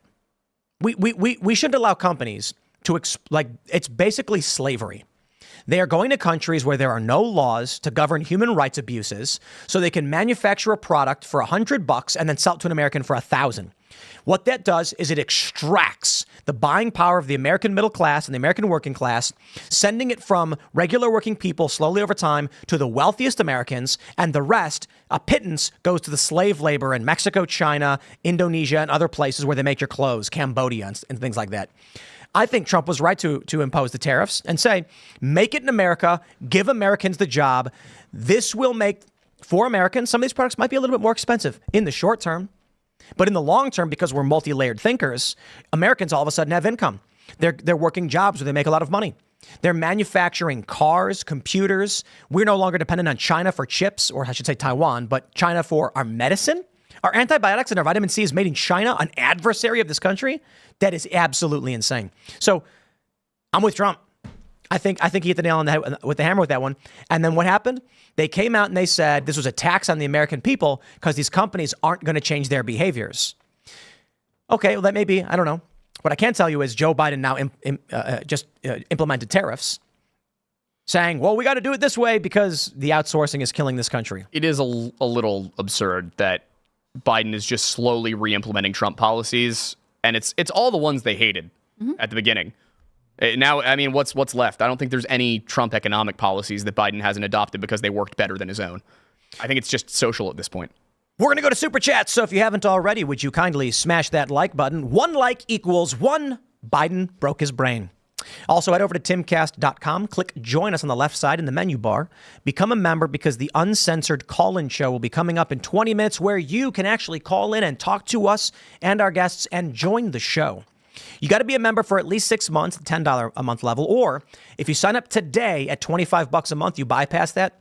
We had to create a barrier because we get wackos and weirdos who try to come in and disrupt us. So we were like, maybe time or money, you pick. So become a member, support our work. Let's read your Super Chats. You're like Antifa can't afford $25. So when we first started, so it's fascinating. Many of them don't want to pay at all. Yeah. Some of them would still do it. And then they would come in and they would try and screw with us. And so then I was like, we have to put a gate so none of these Antifa people pay and want to pay 10 months for 6 months to do it. So they give up. Yeah. $25 also was like, it's not worth it. So we were like, this created a minimum barrier to make sure, like, you can go in the chat rooms, but there's like, after 6 months, you get upgraded because we're trying to keep, people could do real disruptive stuff. And so we were like, got to keep those people out of here. Only for the legit people who actually want to have the conversations. And then I will announce for our elite members. You may have seen the video I posted on X singing Eve Six's Inside Out. That's right, karaoke. And so we're going to be giving shout outs to our elite members, which is $100 a month. So we went to this bar, they had karaoke night, and there was like 7 people there. And I'm like, we need more people. So I was like, we should just shout out the elite members, let them know, like, hey, we're going to come hang out with us in West Virginia. And so that's, a good benefit to those who are really supporting us with the elite membership. And then you can hang out and sing Eve 6 with us. And then I tweeted it to Eve 6 because that dude Max is very, very lefty. And I wanted him to know that I know all the lyrics. I did not need the prompter and I could sing that song again, and I will. All right, here we go. Kyle says, hoping for another shout out for Chronic Golf and Games on Hilton Head. We're proud to have whole bean and ground cast brew for sale in our marketplace. Shout out, man. Really do appreciate it. All right. Kyle says, is that Ethan? Ethan Haim is facing 10 years on 4 felony charges for reporting on how his Texas hospital was chemically and surgically castrating kids as young as 11. Yeah, I've seen this story. We've actually got one of these stories up for the members only show, which will get a little spicy. So, and Chris Carr just covered this on scnr.com. So, right on his article. Craig Dubb says, I want to publicly thank Chris for not only supporting the suffering MMTLP community, but giving us full access to his contacts in Washington. He's a man of the people. 100 plus congressmen have signed on. Yes, I'll actually talk about that. So that came up for a minute. So, you hear a lot about the stock market manipulation that happened with AMC and with GameStop. Well, the one that has the evidence, the one that would be the smoking gun, if you will, is MMTLP. So this is a dividend stock who went on the OTC and traded for a little while against the company's will, and then eventually was to be, by FINRA, announced on December 6, 2022, that on December 12th, it was going to stop trading and go private again. Okay, well, then on the 7th, OTC, the vice president of OTC, backs up that same thing, saying you got to December 12th, sell your shares, get your money out. Okay, then on December 8th, FINRA again backs up that same statement. December 12th, it will go off being publicly traded. Then all these people, 65,000 shareholders, wake up on December 9th with the trade halted and all their money gone. And we have reached out to members of Congress. Congressman Mooney here in West Virginia has been a big help with this. I helped with 15 of these 100 signatures personally. So we have about 25% of Congress demanding answers, wanting FINRA to release a share count here, just audit this thing. And, we talk about having free and fair markets. Well, how about a free and fair stock market where everyday people like us can invest their way to our American dream without these hedge funds doing naked shorting and getting these regulatory agencies to do these unfair halts, taking your money. It's robbery. It's Robin Hood in reverse. How did you get interested in this or learn about it? I actually learned about it through X, through Twitter. I was running for office. Some people reached out to me. I always try to help people where I can. People reach out to me about an issue. I always try to research it and try to help as many people as I can. Wasn't even elected to office yet. I'm not even sworn in technically yet. And I see an opportunity to make a difference. And, I have, through helping President Trump's campaigns and the Tea Party movement, I know some people in D.C. So, when people presented me with an issue, I started calling these congressmen like, hey, have you heard about this? And they're like, no. So then I get, some people like Drew Diligence is what he goes on Twitter. His name's Drew. He has to give me some evidence. Let's get some stuff together. Let's start having some, phone calls, some Zoom calls with some of these congressmen. Sessions and Mooney and Eli Crane and Matt Gaetz, some others have been very vocal on this, and it's becoming a bipartisan issue. And that's actually, gives you a little bit of glimmer of hope. We talk about the two-party system and how they're at odds with each other. It's amazing, the 100 members of Congress we have, it's not all one party. So, it does give you a little bit of glimmer of hope that you see a little bit of bipartisanship going on. But, we're 18 months into this and it's not been resolved. And we have to resolve this stuff so we can, have free and fair stock markets, because it is the amount of money that's been stolen from these people and the amount of suffering they've been through. It's inexcusable. This is so unconstitutional on so many levels. It's very cool that you took that on. Right on. All right. We got Max Reddick who says, Tim, did Pacman ever confirm for Culture War? If so, this Friday. The good news is Pacman, we were talking about coming on. He wants to come on with Just Me. He agreed. However, the original date was July 5th. We are not here on July 5th. It's like literally impossible. And so we are rescheduling, but shout out to David. I respect it and I appreciate his willingness to come on and have the conversation. Just me and him on the Culture War podcast. But I will stress so that Thursday and Friday, July 4th and 5th, no shows because it's like the most important holiday. One of them, Father's Day, is a pretty important one. I tweeted that out. The most important because fathers are required for a functioning society. Everyone was very excited. But the 4th of July, we are going to be hanging out. We're going to be watching the fireworks and we're going to be eating burgers and doing America stuff and flying the American flag because we love this country and we want it to survive. And when I say that there's like no country, I mean, we are at odds. The people who believe in what America is, actually, I can simplify it. If someone flies an American flag, you know who they're voting for. That's where we currently are in this country, and that matters. So also, July 5th is also 4th of July too. Everybody knows on July 5th, we're all going to be out eating burgers and watching fireworks, and then we're going to do the same thing on Saturday. So we get a 4-day 4th of July celebration this year, and we are going to accept it. The reality is also, there's literally no way to book someone to come on the 5th of July. No way. Like everyone, I wouldn't even want to ask somebody. They're going to be like, dude, I'm going to be hanging out with my family. Come on. Yeah, we really respect the observance of 4th of July here. We can't ask anyone to travel on it unless it is for, freedom and liberty purposes. Yeah, the other tough thing is that we're going through our holiday schedule and the last 2 weeks of December are just out because Christmas falls, I think, on Tuesday. And so it's so that's it. Monday's Christmas Eve. We're going to be with family. Tuesday's Christmas. We'll be with family. And there's no way we're having anybody fly to this studio on a Wednesday. And then it's like, what do you do? Thursday and Friday? And then you got New Year's coming up right away? It's not happening. Nobody wants to do that. Plus, if there's any bad storms, you get one delayed flight and it messes up the entire guest schedule, I assume. Yeah. All right. Let's grab some more super chats. Here we go. AJ Helbeck. Hey, everyone, I don't know who else to turn to, but my Bernice has gone through a life-saving surgery. And the medical costs are sadly more than I can manage. If anyone can help, it's on Why Donate. Bastian the Bernice. I don't know what Why Donate is. I've never heard of that. I'm assuming it's just another kind of GoFundMe, right? Yeah, best of luck. And GoFundMe and Gifts and Go, but I haven't heard of that one. Mm-hmm. Yeah, I like Gifts and Go because they're not woke. They don't ban you. Like give wait, not Give Send Go. Wait, yeah, Give Send Go. GoFundMe. J6ers use. Right, GoFundMe is the bad one. Give Send Go's the good one. Yeah. There we go. I got confused for a second. All right. The Christian one. Kolishnikov says illegal alien truck driver with no CDL caused a fatal crash last week in Colorado that killed someone. He was deported 16 times prior. Brandon's border has consequences. Yep. I don't even understand how you get deported 16 times, come back, and then get a job without a driver's license. Well, we can't judge potential asylum seekers, and if we just assume everyone is supposed to be here. It's just so many times. It's crazy to me, but you hear stuff like this all the time, right? I mean, the story of someone who's been deported multiple times with an established criminal history comes back and, I don't know, commits a crime is well documented in America. We just don't take the border crisis seriously, especially under this administration. Yeah, I mean, we've even had a woman here in West Virginia who was murdered by an illegal immigrant who crossed the border multiple times. So, I mean, it just keeps happening. Every state is a border state now. You know, with the illegal immigration, I call it an invasion. Let's just call it what it is. I mean, it's an invasion of people into our country. And also the fentanyl crisis. I mean, we have to have, you know, if the federal government's not going to secure the border, then the states need to be willing to band together to do it. I mean, it's their 10th Amendment right to have, you know, secure borders.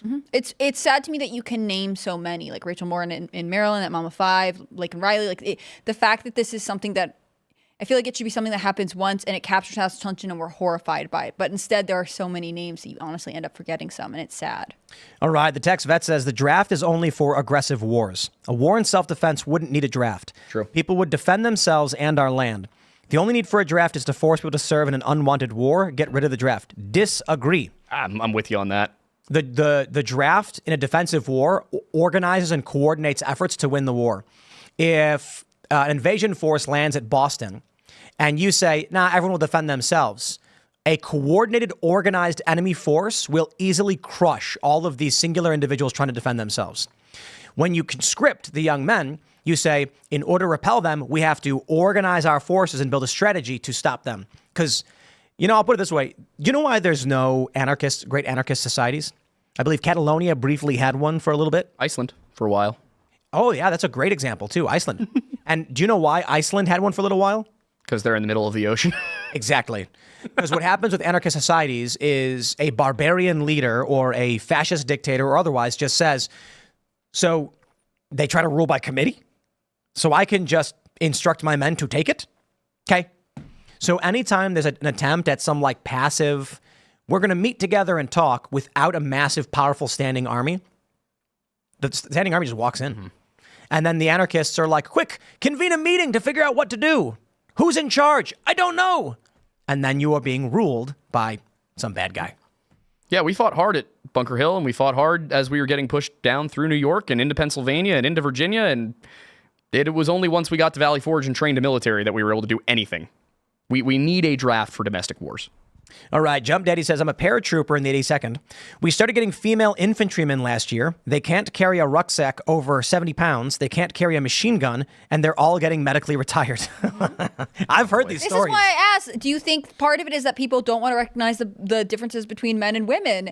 They just think, oh, a person's a person, which is not inherently true. In combat, yes, but like, if they drafted all of these Gen Z women and made them clean the kitchen, then you've got administrative work. You've got. I am for the Civil Service Corps. I agree, but I do not want anyone. Military has people who clean kitchens too.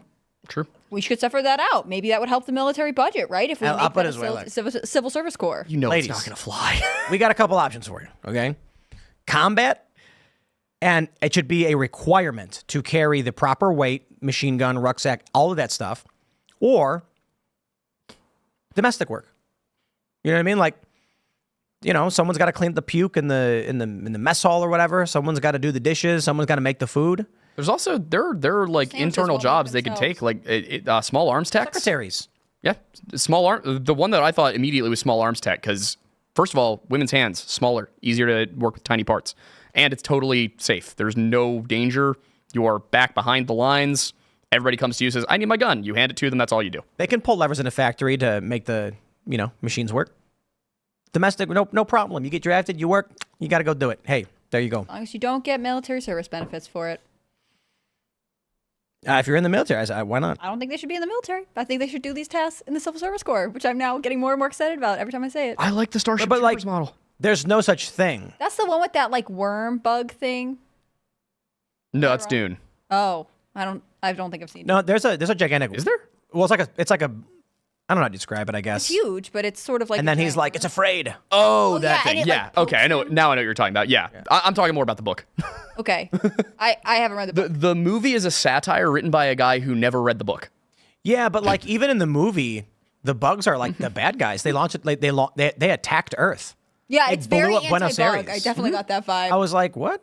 And then he tried making the humans look like Nazis, and I'm like, but we were attacked. They blew up a city and killed millions of people. The bugs were the aggressors here. Yeah, they were evil. Wow. They just killed. They killed so many people for no reason. Yeah. And then we conquered them. Don't hit me. I don't want to get into a fight. You know what I'm saying?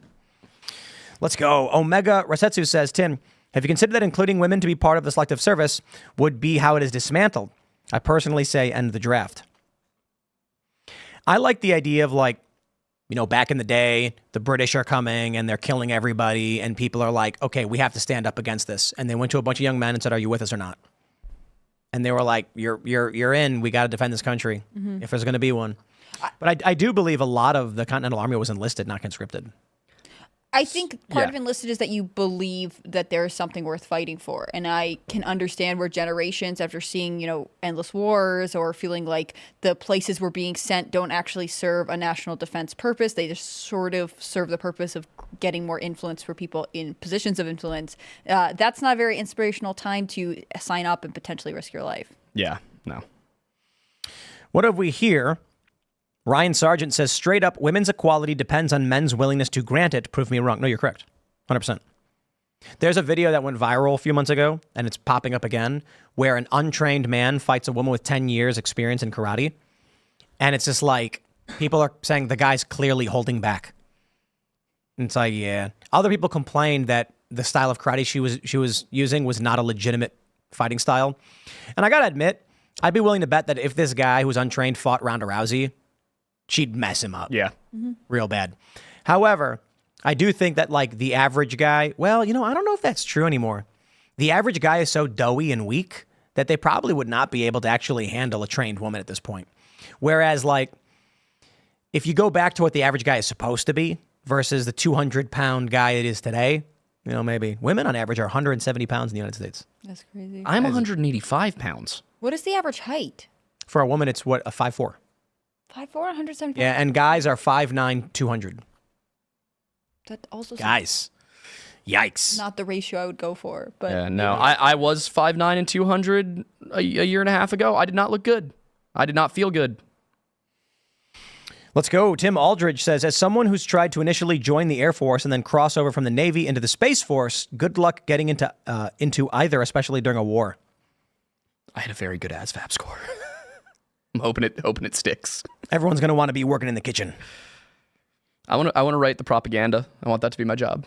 Space Force makes its recruiting goal, so that's it'll be interesting to see if how the draft would affect them. It's really infantry. That's what the draft is for, and I just don't know that many people who are like I have known some, but there are not a lot of people who are like I want to be front lines. All right, Sneak King says we should draft illegal aliens first. No, they have no stake in it. They won't want to fight. They'll desert. They're already talking about doing that and granting them citizenship in exchange. That might work. Boo. No. Yeah, no. Not a fan. You come here illegally, and then we're like, okay, but if we give you federal money, you'll be loyal to the federal government, and they're like, okay. I say we send them all to Ukraine. Well, my thinking is you don't take like all of the illegal immigrants, put them into a regiment together, and then send them off to fight. You split them up amongst regiments that are full of Americans, and then that culturally Americanizes them. It's what the Romans did in a lot of cases. I just think it's weird that there are all kinds of rules about eliciting in the military when you have a criminal record. But if you're here in the country illegally, which is a crime, you could then be in the military and be granted a pathway to citizenship. I do think it's a little silly that you can't be in the military if you have a criminal record. Like, so many people come out of the military better people than they went in. I mean, you are in there with people who are...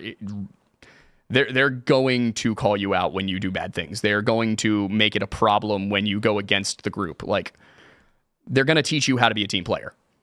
Yeah. So we're gonna put an end to this right now. Oh boy. S.A. Federale says you better call it Quad Cities Pizza, Tim. S.A. you are wrong. Stop calling my pizza your pizza. This right here, we have an image. Let me show it for you. This is Chicago. This is real Chicago pizza. What you are seeing on your screen. This right here This image where you can see that deep dish garbage, that is tourist pizza for people who don't know what pizza is. And they come to Chicago and they want, I want Chicago pizza. And we all go, yeah, go to Giordano's. And they do. Don't get me wrong. Lou Malnati's. I don't know if Leona still exists. Pizzeria Uno, they're all over the place. And Giordano's. It's good. But 99% of the time in Chicago, when you'd order a pizza, you would get this big thing right here on the right. The crust is flat. It is thin. It doesn't rise on the edges. It's crunchy. The middle is not crunchy, like the under the cheese and everything. It's thick, but it's still kind of soft. This is Quad Cities. What is this? I've never had such a thing before. That's just a Neapolitan pizza sliced into squares. I do not know what this Quad Cities pizza is. Do not come to me and tell me that your pizza is my pizza, okay? The one you're saying that's classic Chicago pizza looks interesting. You know, obviously, I grew up in New England. There's a pizza quality that I'm looking for. The thing about deep dish pizza is you can't pick it up. You have to use utensils for it. It's fun as a thing, but see, I feel like when I've eaten it, it's like just too. It is kind of hard. I think it's because outside of Chicago, nobody knows how to do it right. It's nice, but it just doesn't seem like. If you're looking for pizza, this is what you would get. I will tell you this. Looks different. In my life, I have gone to a deep dish pizza place 7 or 8 times. Mm-hmm. Yeah. And I have gone to a real pizza place 897 times. Mm-hmm. And I mean, honestly, probably more than that. We would go to Big Tony's near Logan Square, and I think it's closed now, and we'd order the extra large jumbo family size giardiniera pizza, and it was massive, and it looks like that. And they call it tavern style? Well, I guess that's what it's called. I don't know. We just called it pizza. Yeah. And almost never would we be like, let's go get pizza and eat Giordano's. I like Giordano's. It's good. No beef. You know, it's tourist pizza. The tourists come in and they go, we want pizza. And they go buy the weird tourist stuff from that big chain of tourist pizza places that you could order on the internet, pre-made, frozen, and delivered to you. You guys want to know a little Philadelphia secret? Pat's and Geno's aren't the best cheesesteaks. Probably. They're not anywhere near it. Well, you got to get the good local stuff. Yeah. All right, everybody. Now that we've solved the pizza crisis, head over to timcast.com, click join us, become a member, because that uncensored call-in show will be starting in about a minute. You can follow me at Timcast on X and Instagram. Share the show with your friends if you really like it. Smash that like button. Chris, do you want to shout anything out? Yeah, sure. So anyone that wants to follow me, you can follow me on social media at Chris Rose WV. It's all the way across all social media platforms for simplicity. And ChrisRoseWV.com. And just keep following the race, folks. This is a liberty-minded race. This is a liberty-minded candidate who's going to, help make West Virginia be a bastion for the rest of the country. We're going to fight to get rid of the state income tax. We're going to make West Virginia the best place in the country to live, work, and raise a family. And I look forward to returning it to our founding fathers' principles of freedom. That's awesome. Oh, yeah. I like that. I like everything you're saying, man. Come to Pennsylvania next. You want to shout anything out? Sorry. Yeah, I forgot about that. Yeah, I'm Aidan Mattis. I am the host of the Lore Lodge. We talk about a whole bunch of histories and mysteries, and as you can tell from me getting smoked by Tim tonight, not politics. Sorry you don't like our conversation. No. That was a compliment. You had me totally on my heels. I was beaten fair and square. Vote for Trump now? Is that what you're saying? I have some thinking to do. Interesting. There's a hat for you in the truck if you do. Did you say where people can follow you on social media? Yes, it's basically the Lore Lodge for everything, or at the Aidan Mattis. Well, I'm glad that you took part in the friendly discussion, and I'm excited to see what happens with your race. It's gonna be an interesting November for sure. I'm Hannah Claire Brimley. I'm a writer for SCNR.com. That's Scanner News. Follow all of our work at Timcast News on Twitter and Instagram. I'm on Twitter at Hannah Claire B, and I'm on Instagram at HannahClaire.B. Thank you guys for everything you do. Bye, Serge. Later, dudes. See ya. We'll see you all over at timcast.com in about a minute. Thanks for hanging out.